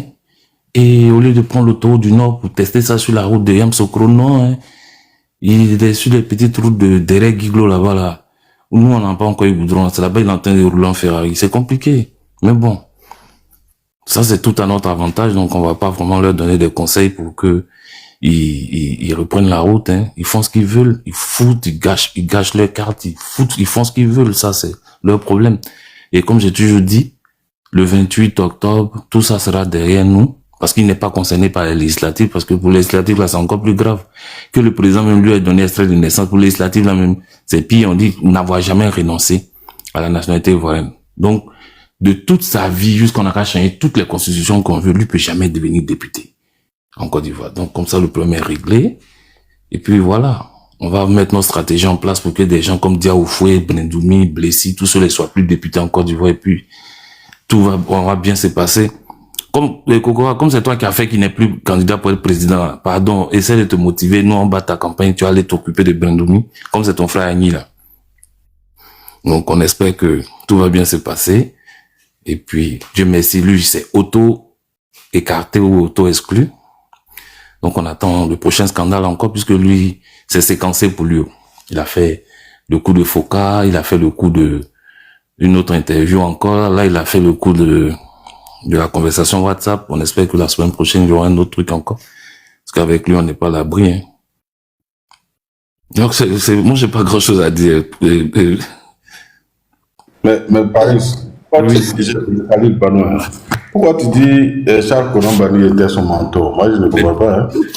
Avéré. C'est même pas supposé, c'est avéré. Dans le PDC. Attends, non, moi, je comprends pas, mais pourquoi est-ce que non seulement Charles Konan Banny est mort en France, il n'était même pas à la levée, et on a envoyé son corps ici en Côte d'Ivoire, il n'était même pas au funérailles. Alors, moi, enfin, encore si je me permets même de dire, c'est une indiscrétion. C'est pas moi, je dis, je vais pas parler avec Augustin ou mais je vais pas parler avec Yamousso. Mais c'est un article de Jeune Afrique qui n'a pas été démenti, bien entendu, par la famille. Non, ça, maintenant, moi, la question que je pose. Oui, vas-y. Quelqu'un qui est ton mentor, il décède en France. En ce moment, Thiam était en Europe. Et vous pouvez regarder sur toutes les photos. Il n'était pas à la levée de corps. Il n'est pas venu au funérailles à Yamoussoukro. Mais je n'ai jamais vu ça. Non, mais il n'y a rien de surprenant dans le comportement du monsieur, Kokora. Voilà, donc c'est pas son mentor. Non. Attends, Paris. Lui-même, son propre frère, moi, là, il est venu. Ah, voilà, donc c'est sur ça que je voulais me répondre. Voilà pourquoi il dit, quand il regarde le monsieur, non seulement sa famille et les amis du côté, donc il n'avait personne avec qui il travaillait ou bien il était proche. Même du vivant de Charles Konan Banny. Vous l'avez déjà vu avec Thiam quelque part? Non, mais mieux que ça. Le monsieur même qui se promenait, avec qui il prenait les daiko là, avec qui il se promenait pour faire chaud là. Le président Oufoué Boigny, parce que comme c'était son ami de beuverie. Quand on fait remise des prix, Oufoué Boigny. Mais c'est lui qui a dit non, Khalil. Est-ce que c'est moi qui... Ma famille n'est pas là ce soir. Vas-y. Moi, je dis, je mets en doute son affaire de Charles Konan Banny mentor. Parce que je pense que si Charles Konan Banny avait été vraiment son mentor, c'est pas comme ça que Thiam allait oui, mais et son bras droit de gasoil aussi, tu mets sans doute. Quel bras droit? Le vieux foyer qui partait se mettre 15 là. Oh, mais Thiam là, depuis qu'il est parti de la Côte d'Ivoire, c'est-à-dire ceux qui le connaissent, qui ont été avec lui dans son enfance là, au Maroc, même on dit son vieux était déçu de lui. Le gars, ça dit son comportement qu'il a montré sur les plateaux télé là. C'est exactement comme ça qu'il est. Il était insupportable. Et même leur demi-sœur, Ils ont fait un procès là. Voilà, qu'ils ont traité d'enfants adultérins et autres. Mais de façon la plus violente. Comment vous pouvez dire que votre demi-sœur là, c'est un enfant adultérin, alors que toi, ton père était musulman, toi-même tu es musulman, tu oses traiter ta demi-sœur d'adultérin. Mais c'est scandaleux. Ce monsieur n'a pas de cœur. Lui, là, il ne peut pas prendre Charles Konan Banni. Il n'est jamais parti à la remise du prix Félix Houphouët-Boigny. Oui. Kokora, oui. Tu dis son affaire de Charles Konan Banni, tu mets ça en doute. Mais c'est son quelle affaire, toi, tu ne mets pas en doute. Honnêtement, il faut. Mais regardez, c'est un menteur audacieux, quoi. Quelqu'un qui dit, lui, non, depuis opportuniste plutôt, je pense que menteur opportuniste. Opportuniste, audacieux, tout ça. C'est-à-dire, le menteur audacieux, c'est-à-dire, il regarde droit dans tes yeux. Toi, me disais qu'il ment, et puis il te ment, il n'a pas de regret. C'est ça. Quelqu'un qui nous dit que depuis qu'il est venu à la tête du PDC, il y a eu 15 élections.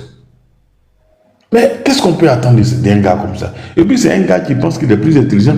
Il ne va jamais prendre Charles Konan Banni comme mentor. Quelqu'un qui a été gouverneur de la BCAO. Ah oui, c'est vrai que Charles Konan Banni, c'est un petit fonctionnaire, oui. C'est vrai. C'est un petit fonctionnaire. Il n'est même pas au FMI, Banque centrale de 8 pays pauvres d'Afrique. Et puis lui, tiens, il va le prendre comme mentor. Non. C'est des conneries. C'est des conneries. Ce monsieur, il se prend tellement. Il pense qu'il est tellement intelligent. Et que, c'est-à-dire, le monde entier lui doit tout. Quelqu'un qui dit il dit non, par contre, en 2009, mais c'est moi qui lui donnais l'argent de poche. Il était qui? Un gars comme ça. Oh, vraiment. C'est terrible. Moi, j'attends juste sa prochaine interview où peut-être il va nous expliquer comment il a payé les études d'Houphouët et comment il a trouvé des stages à Houphouët et comment il a pistonné Houphouët pour devenir ministre en France. Moi, j'attends ça, quoi, parce que ça va pas tarder. Hein. Mais il est capable de dire ça. S'il vous plaît, j'ai une question par rapport à la fuite, là. Est-ce que les gens... Une fuite, c'est pas une fuite. Faut pas dire ça. Tu es en train de rendre ça chic. C'est jamais une fuite. Ok. Par rapport à l'événement, là, est-ce que les gens du Front commun, là, s'ils sont dans le même groupe WhatsApp avec Tiamou, mais s'ils échangent avec lui, quelle va être leur attitude? Ils se sont déjà retirés du groupe. Hein. Pratiquement, le président Gbagbo tremble sur lui comme ça. S'il a déjà utilisé son WhatsApp pour lui envoyer un message, il sait qu'il a chaud. Parce qu'il va balancer tout le monde pourvu que lui puisse sauver sa tête. C'est comme ça qu'il est. Il va casser les papous. Il va casser. Ce genre de personnes-là sont égocentriques, sont narcissiques. Tant que du genre, elles se sentent en danger seulement. Une fois à la seconde, c'est fait. Voilà, regardez, il ne trie pas la personne qui va balancer. Pourvu que lui, son nom, soit bien célébré. Leader. C'est tout. Leader. Oui. Nous, à Djamé, on dit c'est un zogo. C'est un zogo. Absolument. Ça, c'est un vrai. Il tourne vite. En tout cas, c'est un vrai zogo. En tout cas, lui, là, là. Si c'était un indique, là, actuellement, la pays allait abattre beaucoup de chiens. C'est un vrai zogo. Il tchoum mal, même. Il dit, et il y a quelqu'un, et je vais m'arrêter là. Il dit que il y a des officiers de police et de gendarmerie dans ce pays-là. Chaque jour, ils font point à lui. C'est-à-dire que lui, il est en mode sédition, quoi. Lui, il est en train de dire que lui, tout puissant parti, président des partis que lui, il est là. Il y a des gens qui sont payés par l'argent du contribuable, qui font réunir à lui tous les jours pour dire, bon, faut pas aller vers ici, là. Ici, il faut venir ici, parce que ici, on veut t'attacher. C'est comme si c'est comme ça. Il veut gâcher la vie des gens, mais ils s'en foutent d'eux-mêmes. Oh, il n'a pas bon fond à lui, là. Non, il est terrible. Hein? Là, il se voit comment le PDC... Il dénonce, mais il dit des choses de ses amis qu'il ne devrait pas dire. Parce qu'un jour, je l'ai entendu parler du DG, je pense, de la CNPS, qui est nommé par le président, mais son sous-entendu, c'est comme si la personne, de façon interne avec lui, critiquait la gestion du pouvoir en place. J'ai suivi ça un jour dans une de ses prises de parole. Il avait cité, je pense, le DG de la CNPS, mais quelque chose comme ça. Non, c'est vrai que le PDCI est tombé trop bas. Sincèrement, Heureusement que lui, là, il n'a pas travaillé au FMI. Sinon, tous les pays, là, tous les secrets de tous les pays, il les prend pour venir exposer. Je vous le conjure. Non, mais S'il c'est même était, pas, c'est même pas, c'est s'il même pas. était un peu à la place du président Ouattara, là, la manière dont le président Ouattara était directeur général adjoint, là. Mais tous les pays, toutes les personnes avec qui il a traité et tout ça, là, il avait tous les balancés. Il est très narcissique. Il est imbu de sa personne. Ça, c'est pas quelqu'un même. Bah, ces funérailles du pape, là, il nous a pas encore expliqué comment ça s'est passé. Comment ils ont organisé, tout ça. Parce que comme il y a un de ces, je sais pas si c'est Do Simon, mais je sais pas quoi, qui a dit, si vous respirez Thiam maintenant, parce que Thiam, il parle à le pape quand il veut. Bon, moi, c'est pas, quand t'as fini de parler à le pape, là. Avec quel côté ça touche à la salle Ouattara. Je sais pas. Mais bon, mon Dieu. Et tout ça, c'est Kokora, hein. C'est Kokora. Kokora, c'est toi, hein. On était bien, le monsieur, on le supportait comme on pouvait. Toi, tu es parti même aller en justice pour le dégager. Maintenant, tu l'as rendu Benguis. Et puis, tu nous fais veiller sur Internet tous les soirs. Va le chercher, tu vas le ramener, hein. C'est toi qui l'as fait partir en France. Je vous promets que ce monsieur, il a beaucoup de problèmes financiers. Je vous promets. Lui, là, il a beaucoup de problèmes financiers. Et c'est ça, là, qui fait que Ouadjoujen, il est irrité. Comment un pays que son grand-père a géré, tout était tracé pour qu'il vienne prendre et puis gérer. Et puis maintenant, il y a des gens qui l'empêchent de pouvoir le faire, là. Il peut pas accepter ça. Il peut pas accepter ça. Et Non, mais puis, leader, depuis le jour, depuis le jour, il a dit plus qu'il n'a pas sérieux. encore donné l'argent de trucs à sa servante, malgré la condamnation de la justice suisse, là. Il a trouvé que lui, là, il y a quelque chose qui cloche. Non, mais leader, pour être beaucoup plus sérieux, c'est son grand-père par rapport à quoi, en fait? C'est le frère de Guillaume? Pardon. Bon, c'est lui qui a dit ça, hein. Pardon. C'est lui qui a dit ça. Donc, Non, nous, on pardon. va si c'est dit, si c'est propos. Non, mais c'est comment? son grand-père par rapport à quoi? Non, il peut expliquer ça. Il peut expliquer, c'est son grand-père. Oui, explique-nous alors, Khalid, pardon.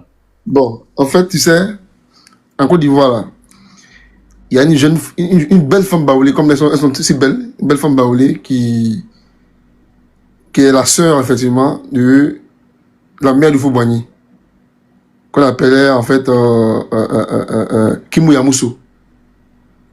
Tu vois, Kimou Yamousso, donc c'est la tante maternelle de Foubani, sa tante maternelle. Cette dame-là, qui est une belle femme baoulée, elle tombe amoureuse follement d'un Sénégalais, qui s'appelait Ngol Ndiaye. Ngol Ndiaye, donc épouse la tante maternelle du Foubani. Ils ont une belle fille baoulée et sénégalaise, moitié, qui s'appelle Ndiaye. Est-ce qu'on m'entend? Allô? Ouais, c'est la partie. Très bien, on t'entend, Khalil. Voilà. Donc, je disais que, effectivement, non. On parlait. Paris s'arrête de me faire rire, là, Paris. Voilà, donc je disais que cette belle dame baoulée, la femme baoulée, là, a fait effectivement la rencontre à l'espace de ce Sénégalais là qui s'appelle Ndiaye, Ngor Ndiaye. Ngor Ndiaye, de leur union là, il faut voyer une cousine maternelle qui s'appelle Ndiaye Aka Amoy Thérèse. Tu vois, Ndiaye Aka Amoy Thérèse, qui est la cousine donc, maternelle du Foubani. Elle aussi, comme sa maman, elle tombe follement amoureuse d'un autre Sénégalais qui s'appelle Papso. Donc Papso est la cousine de Foubani, Ngor Ndiaye Aka Amoy Thérèse. Ils enfantent une autre fille qui s'appelle Mareto So, qui est la maman de Tidiane Thiam. Elle aussi, comme sa grand-mère et sa mère, étant follement amoureuse d'un autre Sénégalais qui s'appelle Amadou Thiam. Et donc Amadou Thiam épouse Mareto So. Ils ont les frères Thiam que tu vois là. Donc, non, le dernier est Tidiane Thiam. Voilà plus ou moins son histoire en fait avec Foubani. C'est depuis son arrière-grand-mère, qui était une femme baoulée, effectivement, qui s'appelle Kimou Yamousso. La mère de Foubani s'appelait Kimundri. Voilà, donc c'est les sœurs. Et donc, voilà comment ça vient. Maintenant, comme c'est des Akans baoulés, lui, c'est sœurs. Donc, ça dit que Foubani lui-même, normalement, c'est bien, sur le plan traditionnel, là, doit revenir aux enfants de ses sœurs. Or, ces sœurs-là n'ont pas eu d'enfants. Lui-même, c'est vrai qu'il a les enfants, lui il a les enfants, c'est vrai, mais sur le plan traditionnel, là, la chérie devait venir aux enfants de ses sœurs. Voilà comment est-ce qu'il se tourne vers sa cousine, là, voilà, et sa descendance. Alors, comment est-ce que Augustin devient chambre de canton? C'est bon. C'est vrai que il y a des débats autour, c'est vrai. Mais même si tu veux, c'est vrai que le sang baoulé est quand même très très loin, mais quand même, voilà le lien qui est entre eux. Et ce que je dis là, c'est tout dans la biographie officielle de Boigny qui est. Ok, je comprends maintenant. Donc, en fait, c'est pas son petit-fils, quoi. Bon, je m'arrête là. Parce que moi, j'attendais la partie où, comme les Guillaume, là, leur maman est sénégalaise, j'ai pensé que c'était vers là-bas, ils étaient demi-frères. Je comprends pas. Non, mais là, maman, non, eux tous même là, Guillaume et puis lui, j'ai une même maman qui est mariée tout seul. En fait, le lien entre vos Boigny et eux, c'est. Ouais, parce que la maman de Guillaume, là, c'est Kadi Racine So, non? Non, c'est marié tout seul, eux tous. Les mamans de Guillaume, Fou Boigny, là, c'est marié tout seul. C'est aussi Kali, c'est pas la même chose. Non, la maman de Guillaume, c'est Kadi Racine So, hein? Non, la jeune dont tu parles, elle s'appelle une femme de Fou Boigny qui n'a rien à voir, c'est différent. C'est différent. C'est pas pareil, c'est différent. Ils n'ont rien à voir ensemble. Rien. D'accord, ok. Non, mais je connais l'histoire, hein. C'est juste que. Est-ce que les gars m'entendent? La maman de Guillaume, là, c'est qui? C'est Kadi Racine So. Bien sûr, bien sûr. Voilà, celle qui vient d'Abengourou, là. D'Abengourou, bien sûr. Voilà. Mais pourquoi vous famille sénégalais? J'ai entendu, en fait, Augustin, Guillaume, là, moi, c'est Augustin Thiam. Non, pas Augustin, mais plutôt Guillaume Fauboigny. Faut préciser. Guillaume Fauboigny. Guillaume, ouais, pas François, hein, Guillaume. Guillaume Fauboigny. François aussi, non? Ouais, Guillaume, François, ils ont le même moment. Avec Hélène, non? La femme l'ex-femme d'Amontano. Il a eu des enfants avec une seule femme. Voilà, une seule femme. Il a une fille avec la française Hélène, là. Une fille. D'accord. Ok. D'accord. Maintenant, et les enfants de la femme de ménage, les nouveaux petits-fils là, ils sont quittés où? Quelle femme de ménage encore? Non. Ça, c'est les mauvaises langues. Ça, c'est les mauvaises langues. C'est les mauvaises langues. Effectivement.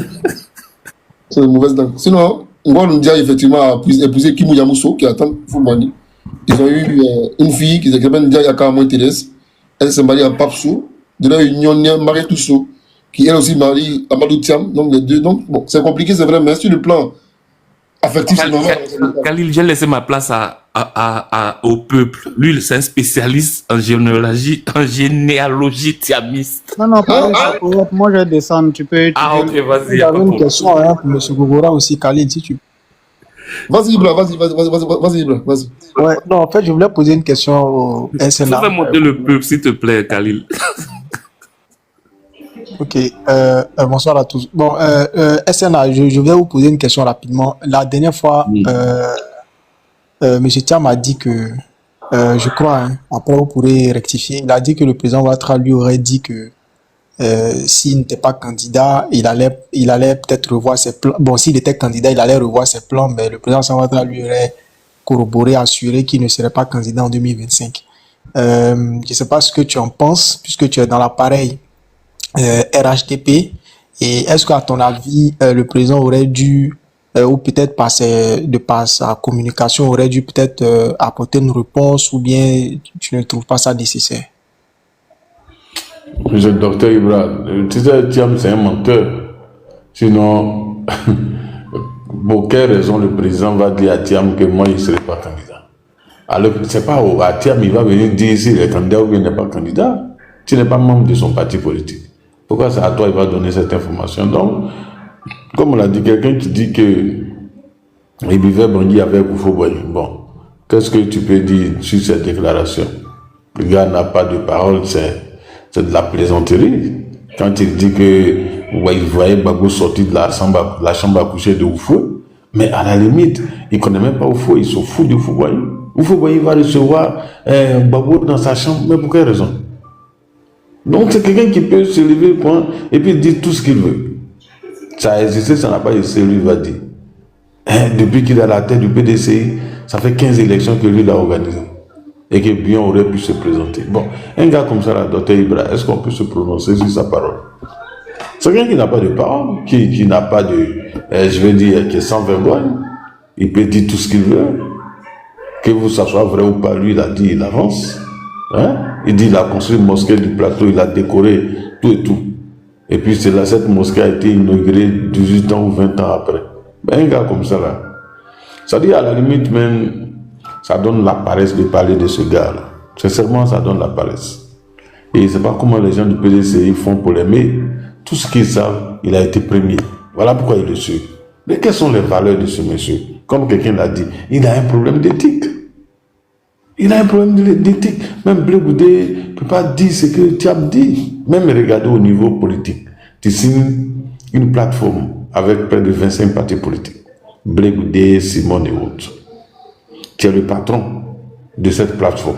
Ils t'ont fait confiance, on t'a confié donc la plateforme. Si tu vas aller signer un accord là, tu es libre. Mais la moindre logique, c'est de les informer pour dire, ah les gars, je pense que pour telle raison, il est bon pour nous de nous associer au PPAC. Je vous invite à venir avec moi. Si les autres ne veulent pas, te dire, bon, moi, j'y vais. Et puis, il faut discuter après, tu t'en vas. Mais en catimini, dans l'heure d'eau, tu t'en vas signer un accord avec le PPAC. Tu vois, un gars comme ça, là, mais qu'est-ce que vous attendez de lui? Hein? Il n'a aucune responsabilité. Il peut régner sa parole à tout moment. Il peut faire des choses de ce type. Et aujourd'hui, il a abandonné la CAPSI à son propre sort. Et aujourd'hui, il est à la sorte de Laurent Gbagbo. Mais ça, c'est un gars, ça. C'est pas la peine, quoi. C'est comme quand on était au RHDP avec Bédier, sous la gouvernance de Gbagbo, on a un accord au RHDP avec Bédier. Et puis après, Ouattara sort, ils ont signé un accord avec un autre groupement politique. Bédier n'est pas informé. Vous pensez que ça peut exister? Hein? Il faut un homme politique de cette trempe pour faire des bêtises de ce genre. Hein? Et aujourd'hui, ils sont perdus parmi les gars là-bas. Ils font meeting, match, c'est le nom de Gbagbo qui scande. Lui, il est resté calmement anonyme. Et on finit le meeting, il sort pour venir parler en vidéo. Mais ça fait honte. Ça fait honte. Donc, mais bon, je ne vois pas d'avenir politique en ce monsieur parce que on ne peut pas se comporter comme ça en politique et puis tu vas réussir. Aujourd'hui, plus personne n'a confiance en toi. Tout le monde sait que Gbagbo ne te fait pas confiance. Aujourd'hui, les Blé, les Simon ne te font plus confiance. Donc toi, tu vas rester avec qui? Si c'est le RADP, ce n'est même pas la peine. Non, on ne veut même pas s'associer à ce gars, c'est pas possible. Hein? Donc vraiment, ce qu'il a dit du président Ouattara, vraiment, ça n'engage que lui. Parce que tel que je connais le président, toi, tu as quitté le pays depuis plus de 23 ans. Quand tu reviens, la première fois que tu croises le président, tu vas lui poser une question des choses, de candidature. Au moment où ça dit quand tu viens, d'abord tu demandes les nouvelles, vous discutez de tout, et puis après, maintenant peut-être une deuxième visite, tu vas poser le problème de candidature. Donc ça n'a même pas de sens. Tu n'es même pas dans le parti du gars. Tu es du PDC-IRDA. Tu n'as même pas encore rencontré Bédier pour discuter avec lui sur des questions de candidature. Parce que s'il y a une ambition présidentielle que tu veux nourrir, la première personne avec laquelle tu dois discuter, mais c'est le président de ton parti qui est Henri Konan Bédier. Hein? Si tu dis Henri Konan Bédier, ah, moi je vais être candidat. Mais si tu es candidat, je ne suis pas candidat. Au moins, Ibra, c'est compréhensible, c'est raisonnable. Mais tu n'as pas encore, tu aurais pu dire, bon, j'ai déjà discuté avec le président Bédier. Il est d'accord que je sois le candidat du PDC. Donc, je veux avoir ton point de vue. Est-ce que toi-même tu es intéressé par la présidence? Là, au moins, c'est compréhensible. Mais quand tu arrives en Côte d'Ivoire, la première personne que tu rencontres, c'est Ouattara. Tu n'as pas encore discuté avec Bédier. Mais déjà, tu apportes les questions de ta candidature avec Alassane Ouattara. Ce gars, ça dit... je me demande comment les gens du PDC lui font confiance. Ça dit, Bédier n'est pas informé. Hein. Mais toi, déjà, tu as abordé la question de ta candidature avec Ouattara. Bédier n'est pas encore mort, il est vivant. Il est le président du PDC. Il est le candidat naturel du PDC. Mais déjà, tu es en train de négocier avec Ouattara pour être le candidat qu'on appelle candidat pour les élections présidentielles. Au compte de qui? De quel parti? Du RADP ou bien du PDC? Donc, vraiment, c'est tellement... Il n'y a même pas de logique dans ce qu'il a dit. Parce que tu ne sais même pas comment expliquer ça. Tu ne sais même pas comment expliquer ça. Ça veut dire que c'est comme quelqu'un, je prends un exemple bête, hein, le fils du président David, il rentre dans son pays, et puis il veut être candidat, ça va voir Gbagbo d'abord. Il dit, bon, monsieur le président Gbagbo, moi je vais être candidat, mais si vous êtes candidat, je ne suis pas candidat. Il n'a pas encore discuté avec son père. Et puis ça, Gbagbo, il s'en va parler. Est-ce que vous trouvez ça logique? Donc vraiment, ce monsieur, moi je ne sais pas comment analyser sa démarche, mais il va falloir s'asseoir pour faire une vraie étude de son comportement. Mais, Kokora, moi j'ai remarqué une chose, hein, mais je ne sais pas si c'est moi seul qui a été frappé par cet aspect. Moi, j'ai jamais vu en Côte d'Ivoire un président de parti politique, même les plus petits, les plus menus partis politiques, aller s'asseoir sur les antennes d'une chaîne de télévision qui émet dans le monde entier et puis réclamer des questions liées au financement des partis politiques. Or, l'avant-veille, il était sur une autre chaîne en train de se vanter de gagner plus d'argent que n'importe qui dans le pays par rapport aux fonctions qu'il a occupées quelque part. Et curieusement, sa revendication porte une non, on n'a pas encore donné le financement du parti politique. J'ai trouvé ça curieux, hein. Moi, je sais pas trop, moi, j'ai jamais vu vraiment un de parti sérieux soulever ce genre de problème. Je sais pas si ça... Le gars n'a pas l'argent, c'est chaud sur lui. C'est avec l'argent du PDC il vit. C'est tout. Donc tout ce qu'il dit là, c'est un mensonge. Mais il gagne 10 millions par an. Si tu gagnes 10 millions par an, tu as fait combien d'années? Près de 5 ans là-bas. Mais ça fait près de 50 millions d'euros ou bien de quoi? Mais c'est un menteur. Il est un fiefé menteur. Aujourd'hui, là, il vit avec l'argent du PDC IRDA. Quelqu'un qui est venu, il devait près de 20 ans de cotisation. Il est venu, d'après Valérie, il a payé pour 10 ans seulement. Hein? Les finances du parti, on ne sait même pas où ça va. Ça veut dire ça, il se promène en Europe, là. C'est quoi? C'est autour de 2 milliards par an. C'est tout ça qui lui permet de vivre. Voilà. Mais les gens du PDC, ils vont se rendre compte très bientôt de la supercherie donc, de M. Thiam. Oui, mais il a fait une bonne mise. S'il a misé 3 millions et demi pour récupérer chaque année près de 2 milliards, mais vraiment, il a flairé la bonne affaire, moi je pense. Hein. Il n'a rien donné aux gens du PDC, rien. Valérie a pas dit que ses arriérés, tout ce qu'il a donné comme arriérés, on dit quoi, c'est 3 millions et quelques... 3,5 millions il a donné. C'est 3,5 millions de... Et si sur cette base, il peut gagner chaque année 1 milliard ou environ 1 ou 2 milliards, mais bon, il a fait une bonne mise, hein? C'est une bonne mise. Ça, il a organisé 2 ou 3 meetings, c'est fini. Le reste, là, ça est dans sa poche. Il a même demandé aux gens du PDCI de cotiser, les militants. Voilà. Marionnette. Je pense que lui, au moins, il est mieux parce qu'au moins son programme n'est pas vendu aux gens qui sont pauvres. Voilà. Son programme même qui se cache. Il a montré un seul exemplaire, le reste, ça ne sait pas où c'est. Voilà, mais voilà, c'est la question que j'avais oubliée. Est-ce que, avant de quitter la Côte d'Ivoire, il a dit qu'il allait publier son sondage? Est-ce qu'il a publié? Est-ce que vous avez vu déjà ce sondage quelque part publié? Moi, je ne sais pas. Parce que la dernière fois, il était sur le plateau de Alain Foucault, ou bien je ne sais pas qui, ces gars-là. Il dit qu'il a déjà publié ça. Je ne sais pas où il a publié ça. Hein. Je ne sais pas si ça existe quelque part. Il n'a rien publié. C'est lui qui se promène avec des documents et dit c'est sondage. Quand vous regardez, toi, Thiam, on peut faire sondage et puis toi, tu bats tout le monde. Qui te connaît dans ce pays-là? Hein? Oh, vraiment.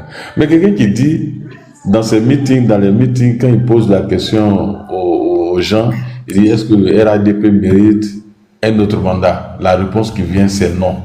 Mais toi, tu organises meeting du PDC. Donc, ce sont les militants du PDC qui vont à un meeting. Tu poses la question, ils répondent. Donc, sur la base de leur réponse, tu dis non, c'est comme ça que les Ivoiriens pensent. Mais regardez un gars comme ça.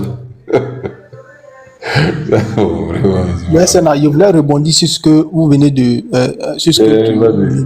tout à l'heure. En fait, pour ma question là, voilà, j'avais voulu rebondir, mais d'autant qu'ils ont attendu. Effectivement, moi je pense que si une personnalité doit demander au président Ouattara s'il sera candidat ou pas, ça doit être une personnalité qui je lui ai dit, qui est du RHDP. En fait, voilà, je sais pas si vous voyez ce que je dis. Ça doit être une personnalité qui est du RHDP.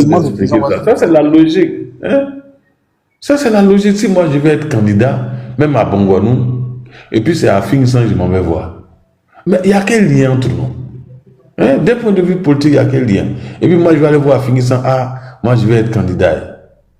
Si je veux être candidat, je vais aller voir les responsables de mon parti au niveau de la région pour leur dire, ah, moi, j'ai l'intention d'être candidat. Mais ce n'est pas à Fils, je vais aller voir. Où est le sens? Michel Gbagbo veut être candidat, c'est Alassane Ouattara, il va aller voir. Mais il va aller voir Gbagbo. Donc, ça n'y a pas de logique dedans. Il n'y a rien. Tu vois? Il n'y a rien, frère. Alors, donc, quoi, vous voulez dire que le Tiam, là, lui, fait bien noir, quoi. C'est un phénomène, quoi. Il fait bien noir, quoi. En fait, moi, je dis, le gars, il a un vrai problème mental.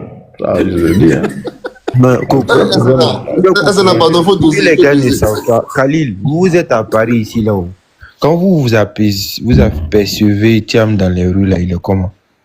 Il est toujours en train d'expliquer des choses avec des grands gestes. Tu sens que le gars il a. Il fait quoi? Il fait rouge, pain, noir, gagne quoi? Non, les gars, je vais soulever un truc, hein, vous allez voir. Le gars, il a fini Polytech, il a toujours été salarié. Enfin, lui se compare au président, mais lui, il a toujours été salarié. C'est-à-dire, la première vraie expérience qu'il a eue en tant qu'entrepreneur, il a échoué. Quand il a quitté le Crédit Suisse, il a créé un fonds d'investissement. Les gens lui ont confié leur argent. Hein, je vois que son entreprise, il appelle ça comment? Il allait payer pas tout bien quoi. Ouais, il allait payer des panneaux solaires en Mozambique, je sais pas où ça. Il a échoué. C'est-à-dire sa première vraie expérience en tant qu'entrepreneur. Pourtant, il dit qu'il va fabriquer des milliardaires en dollars en Côte d'Ivoire. Mais sa première vraie expérience en tant qu'entrepreneur, où lui-même était à son propre compte et tout, il a eu des Américains qui ont donné leur argent pour gérer et tout. Il a échoué. Mais excuse-moi, des sources sûres, tout à l'heure, il y a Ibra qui a une information tout à l'heure à donner là, mais des sources sûres, je dis en fait rapidement une petite indiscrétion. Hein. Le palabre qui a commencé, bon bref, bon, ok. Je laisse là un peu en privé, c'est mieux, parce que ça c'est quand même un peu lourd. Non, tu peux pas faire ça. Vas-y. Non. Khalil, tu peux pas faire ça. Khalil, c'est que tu as commencé. Mais Khalil, après. Bonjour à tout le monde. Bonjour Kokora. Bonjour à ce que tu fais là, Thiam fait pas ça. Hein. Thiam, quand lui veut casser Papou là, lui il va à fond. Hein. Toi tu commences et puis tu t'arrêtes. Général, les 4 h du matin, faut dire, on a veillé pour ça. Hein. Bah, attends. Après le docteur Ibra, vas-y pour l'information rapidement. En fait, Khalil, comme c'est pour vous le panel, bon, je dis que tu es le modérateur actuellement, donc tu tiens le panel. Est-ce qu'il y a 700 personnes qui nous écoutent? Est-ce que je peux faire passer une information concernant le RHDP? Ok. En fait, je viens de voir sur la page du RHDP que le président Alassane Ouattara va déposer son dossier de candidature le 26 août, le mardi 26 août à 11h30. Donc, il est demandé à tout le monde quasiment d'être rassemblé à l'effet d'accompagner notre champion au niveau du carrefour d'Incan. Voilà, je précise la date, le mardi 26 août, dépôt de candidature du président Alassane Ouattara à 11h30 au siège de la CEI, qui n'est pas loin du carrefour d'Incan sur le boulevard Latry. Donc, il est demandé à tout le monde de venir accompagner notre champion. Voilà ce que j'avais voulu faire passer comme information. Et c'est bien marqué sur la page du RHDP. Merci. Merci pour l'information. Merci beaucoup. Non, ce que je viens juste dire en fait tout à l'heure, la puce. Est-ce que vous arrivez à avoir accès au site internet du RHDP? Non, je parle de la page Facebook. La page Facebook. Ok, parce que moi, le site internet, j'essaie de faire une adhésion en ligne, j'y arrive pas du tout. J'ai besoin de ma carte de membre. Hein. Le discours seulement là, ça ne suffit plus. Le voisin. Non. Quoi le voisin? En fait, non. Est-ce que le peuple tient en Côte d'Ivoire ou bien tu es à l'extérieur? Je suis en France. Non, pour le moment, c'est pas encore arrivé dans la diaspora. Ils n'ont pas encore déployé le. Si c'est possible de dématérialiser, ce serait intéressant. Genre, on va sur le site internet, tu t'inscris, tu mets tes documents et puis tu payes ton droit d'adhésion par carte bancaire. On va arriver là-bas. Ce serait intéressant en tout cas. Bon. Il y a eu Maurice Koudou qui dit qu'effectivement, il confirme un peu. Non, je disais que le grand frère Maurice Koudou, il est en bas. Donc, il disait qu'effectivement, comme Kokora a dit, il faut attendre un peu pour l'instant. Attends un peu. Non, juste dire autre chose. Pour dire quoi? Tout à l'heure, quand Faut pas édulcorer, hein. Non, pour dire, en fait, je confirme effectivement le fait que son projet sur le solaire, là, effectivement, a chuté. A chuté, effectivement. Il a levé 300 millions de dollars.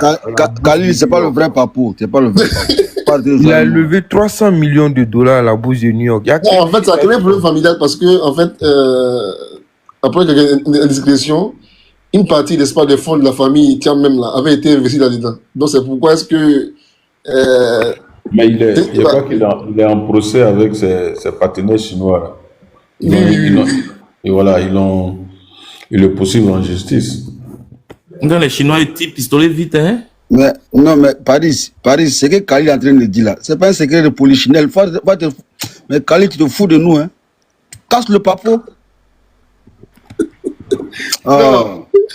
En fait, c'est juste dit qu'effectivement, en fait, l'une des raisons pour lesquelles est-ce que il ne serait pas venu dans les funérailles de son frère, c'est parce que la famille était un peu vent debout contre lui parce que une partie des fonds, effectivement, avait été confiée à lui. Il a convaincu les gens pour dire non, donnez que je pourrais investir ici et là. Et donc, il aurait pu faire ça avec mon feu dans les jetons. Je ne parle bien sûr au collégionnaire, hein. On dit qu'il a mis le feu dans les jetons. Il fait Gina mourir, quoi. Il multiplie l'argent. Donc, la famille serait fâchée contre lui. Paris, toi, ton vieux père c'est non, franchement. C'est un fait man. C'est un camé. Il fait bien noir. C'est pourquoi tu vois maintenant, il voulait prendre. Ça n'a pas marché. Il allait prendre votre argent. L'argent que papa doit souffrir pour enrichir le pays. Il allait prendre pour rembourser ses crédits. Vous n'avez rien compris. Même dans 20 ans, il ne doit pas. Actuellement, je viens de voir un autre papier. En fait, il suffit de gratter le vernis, tu vois. Freedom Acquisition, c'était le nom de sa société d'investissement. Et il y a un de ses partenaires là qui s'appelle Edouard Zeng qui le poursuit pour comment on appelle, pour honorer non pays. Hein? Et ça s'élève à 6 millions de dollars. Donc, il faut juste gratter un peu, puis tu tombes sur les pépites. Non seulement il ne paye pas ses servantes, il ne paye pas les honoraires de ses collaborateurs, il fait suivre les gens, il fait des filatures. Et puis maintenant, c'est discussion WhatsApp, il met sur Internet. Là, quand Titi dort là, il passe à 3 personnes. Il y a Kokora, il y a Dumia, et puis il y a Banga. Son cœur chauffe. Il dit les maudits, les encadrés, mon mouvement. Mais Kokora, toi, ton nom des 3 mousquetaires là, c'est quoi? Parce que Porto, c'est idiot. Et Aramis, c'est imbécile. Moi, comme je suis son cousin, il m'a épargné. Pourtant, SNA, il y a un monsieur qui n'a pas été tendre envers lui, hein, je ne vais pas le citer. C'est un ancien cadre du PDCA à l'occasion d'une émission NCI qui n'a pas été tendre envers lui. Ce jour-là, il y avait M. Brendoumi sur le plateau. Mais je ne vais pas le citer, mais vous allez savoir de qui je parle. Il n'a pas été tendre à l'occasion d'une émission. Il n'a pas été tendre. Il n'a pas été tendre ce jour-là. C'était Gualou Dodo, non? Oui. Non, je dis que oui. Non, c'est pour ça que je dis c'est un ancien cadre. Comme lui, c'est une seule fois. D'accord. Mais lui, il n'a pas été tendre. Comme c'est une seule fois il est passé, donc c'est le jour où Brendoumé dit s'il continue, lui il va quitter le plateau. Ouais, c'est ça. Mais donc, il faut dire aussi que ouais, non, mais dans Kokora, il faut dire aussi que ce jour-là, M.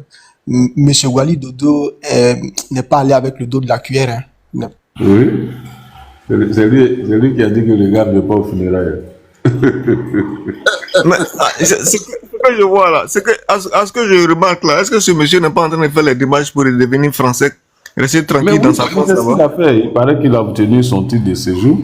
On l'a même vu sortir de la préfecture. Donc après ça, il va faire les démarches pour retrouver. Ce sont les gens du PDC qui se vendent d'illusions, qui se nourrissent d'illusions, pardon. Ouais, le gars, il a totalement perdu le réseau en Côte d'Ivoire. Hein. Je le vois plus reprendre pied ici. Hein.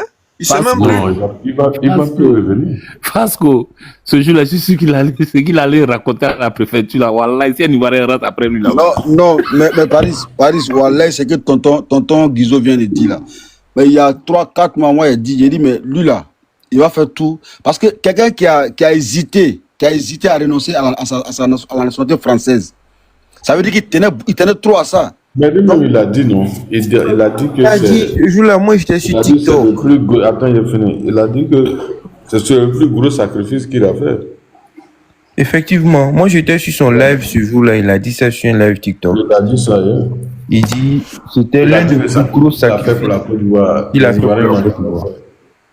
Et il a même encore ajouté que, en fait, le truc c'est que quand il avait ses différents procès en Suisse et tout, sa plus grosse déception aussi c'était que les Ivoiriens ne l'ont pas suffisamment soutenu.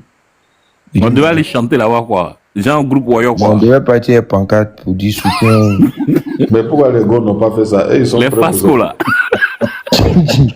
Les gars et ses mobilisations pour aller soutenir le procès, ils sont premiers. Non mais Tidjane Thiam, en fait Tidjane Thiam, on lui a mis dans la tête que après Abdullah, ce serait lui.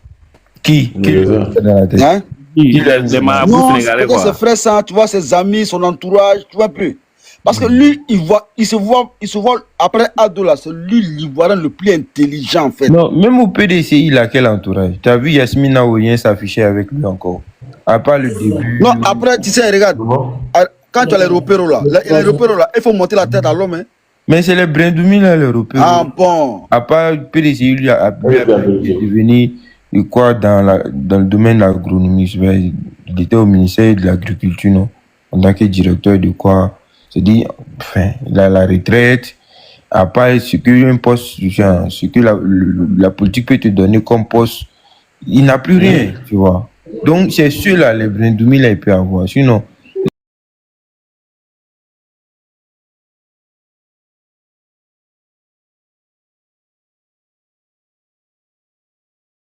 et puis ils sont allés se mesurer. Mais M. Ouattara, lui, en 2025, là, hein? Si vraiment il était garçon là, il devait faire la même chose.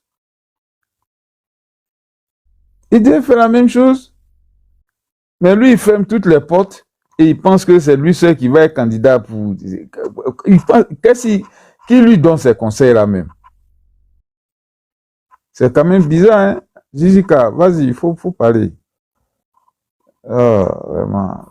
Donc, comme je disais, parce que, mine de rien, là, j'ai comme l'impression que sur les panels RHDP, RDL, là, les gars évitent de parler de cette histoire de constitution.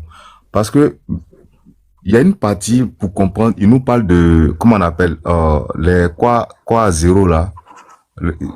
C'est ça, non? Comment il dit ça même? Ça met les pendules à zéro, un truc comme ça. Donc, moi, je demande toujours le passage.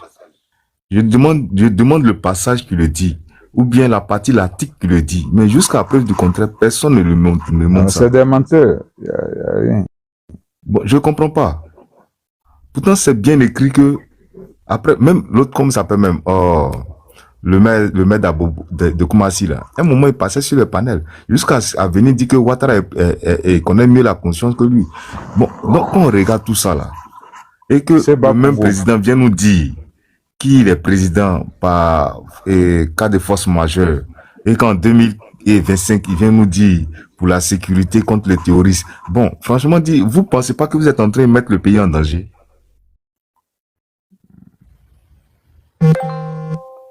Il s'en fout. Non, on dirait qu'il dort. Donc, je vais prendre la parole.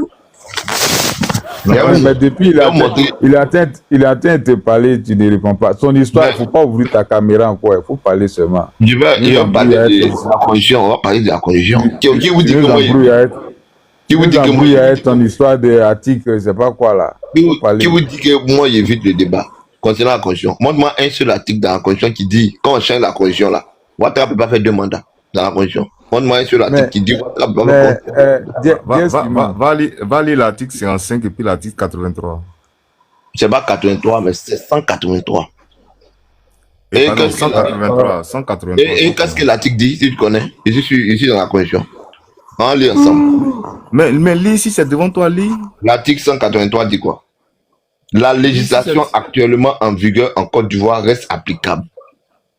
La législation actuellement en vigueur reste... La législation actuellement en vigueur en Côte d'Ivoire reste applicable. Sauf Quelle est la législation en vigueur là, c'est quoi? C'est-à-dire la constitution ancienne, la constitution de 2000, là, ça reste applicable. En 2016, malgré qu'on a voté la loi, la nouvelle loi là, c'est 2016 là. Malgré ça, la constitution ancienne là, les lois qui sont dans la constitution ancienne là, ça reste applicable. Il faut continuer la lecture maintenant. Sauf l'intervention de tests nouveaux. Sauf l'intervention de tests nouveaux. Sauf l'intervention de tests nouveaux. C'est-à-dire que les anciens tests de l'ancienne constitution là, qui, malgré que la constitution de 2016 a été votée, restent applicables. Les anciens tests restent applicables. Ce sont les nouveaux tests qui ne restent plus applicables. Voilà pourquoi on dit sauf. Les nouveaux tests là, c'est ça qui reste plus applicable. Le nouveau test, c'est quoi? C'est l'article 55 là. Parce que dans la loi de 2000, c'était l'article 35. La loi de 2016, c'est l'article 55. L'article 35 et l'article 55, ce ne sont pas les mêmes tests. Voilà pourquoi on dit nouveau test. Et l'article 127 est clair. Si c'est Bagongo, Monsieur Kambileo, l'article 127 dit clairement qui doit dire qui est éligible, qui n'est pas éligible. Donc, monsieur le ministre, s'il veut une carte ministre de la Justice, et puis il doit manger avec un demi-dieu, c'est pas ça qui importe. Ce qui importe, c'est l'article 127. Le président du... Attends, c'est quel article 127 qui importe? Toi, tu es juriste pour dire article 127 qui importe. Quand ils sont venus présenter cette histoire de voter oui, là, ils ont bien dit que ça ne changerait rien, ça ne changerait rien au nombre de mandats. Donc, le président Ouattara ne pouvait plus se présenter en 2020. Actuellement, il est sur un mandat inégal. On vous a mis dans la vouloir manipuler, arrête de rentrer dans une position de manipulation. Tu n'es pas juriste. Il faut arrêter ça. C'est bien écrit sur le truc ici. Mais c'est avec ça que la campagne a été battue et a été menée. Mais il ne représente pas le conseil constitutionnel. Ce que tu as mis là, c'est pas le conseil constitutionnel. C'est quoi tu appelles conseil constitutionnel comme c'est manipulé par le pouvoir en place? C'est l'article 127. Non, attends, ce jeu-là, nous on rentre pas dedans, hein.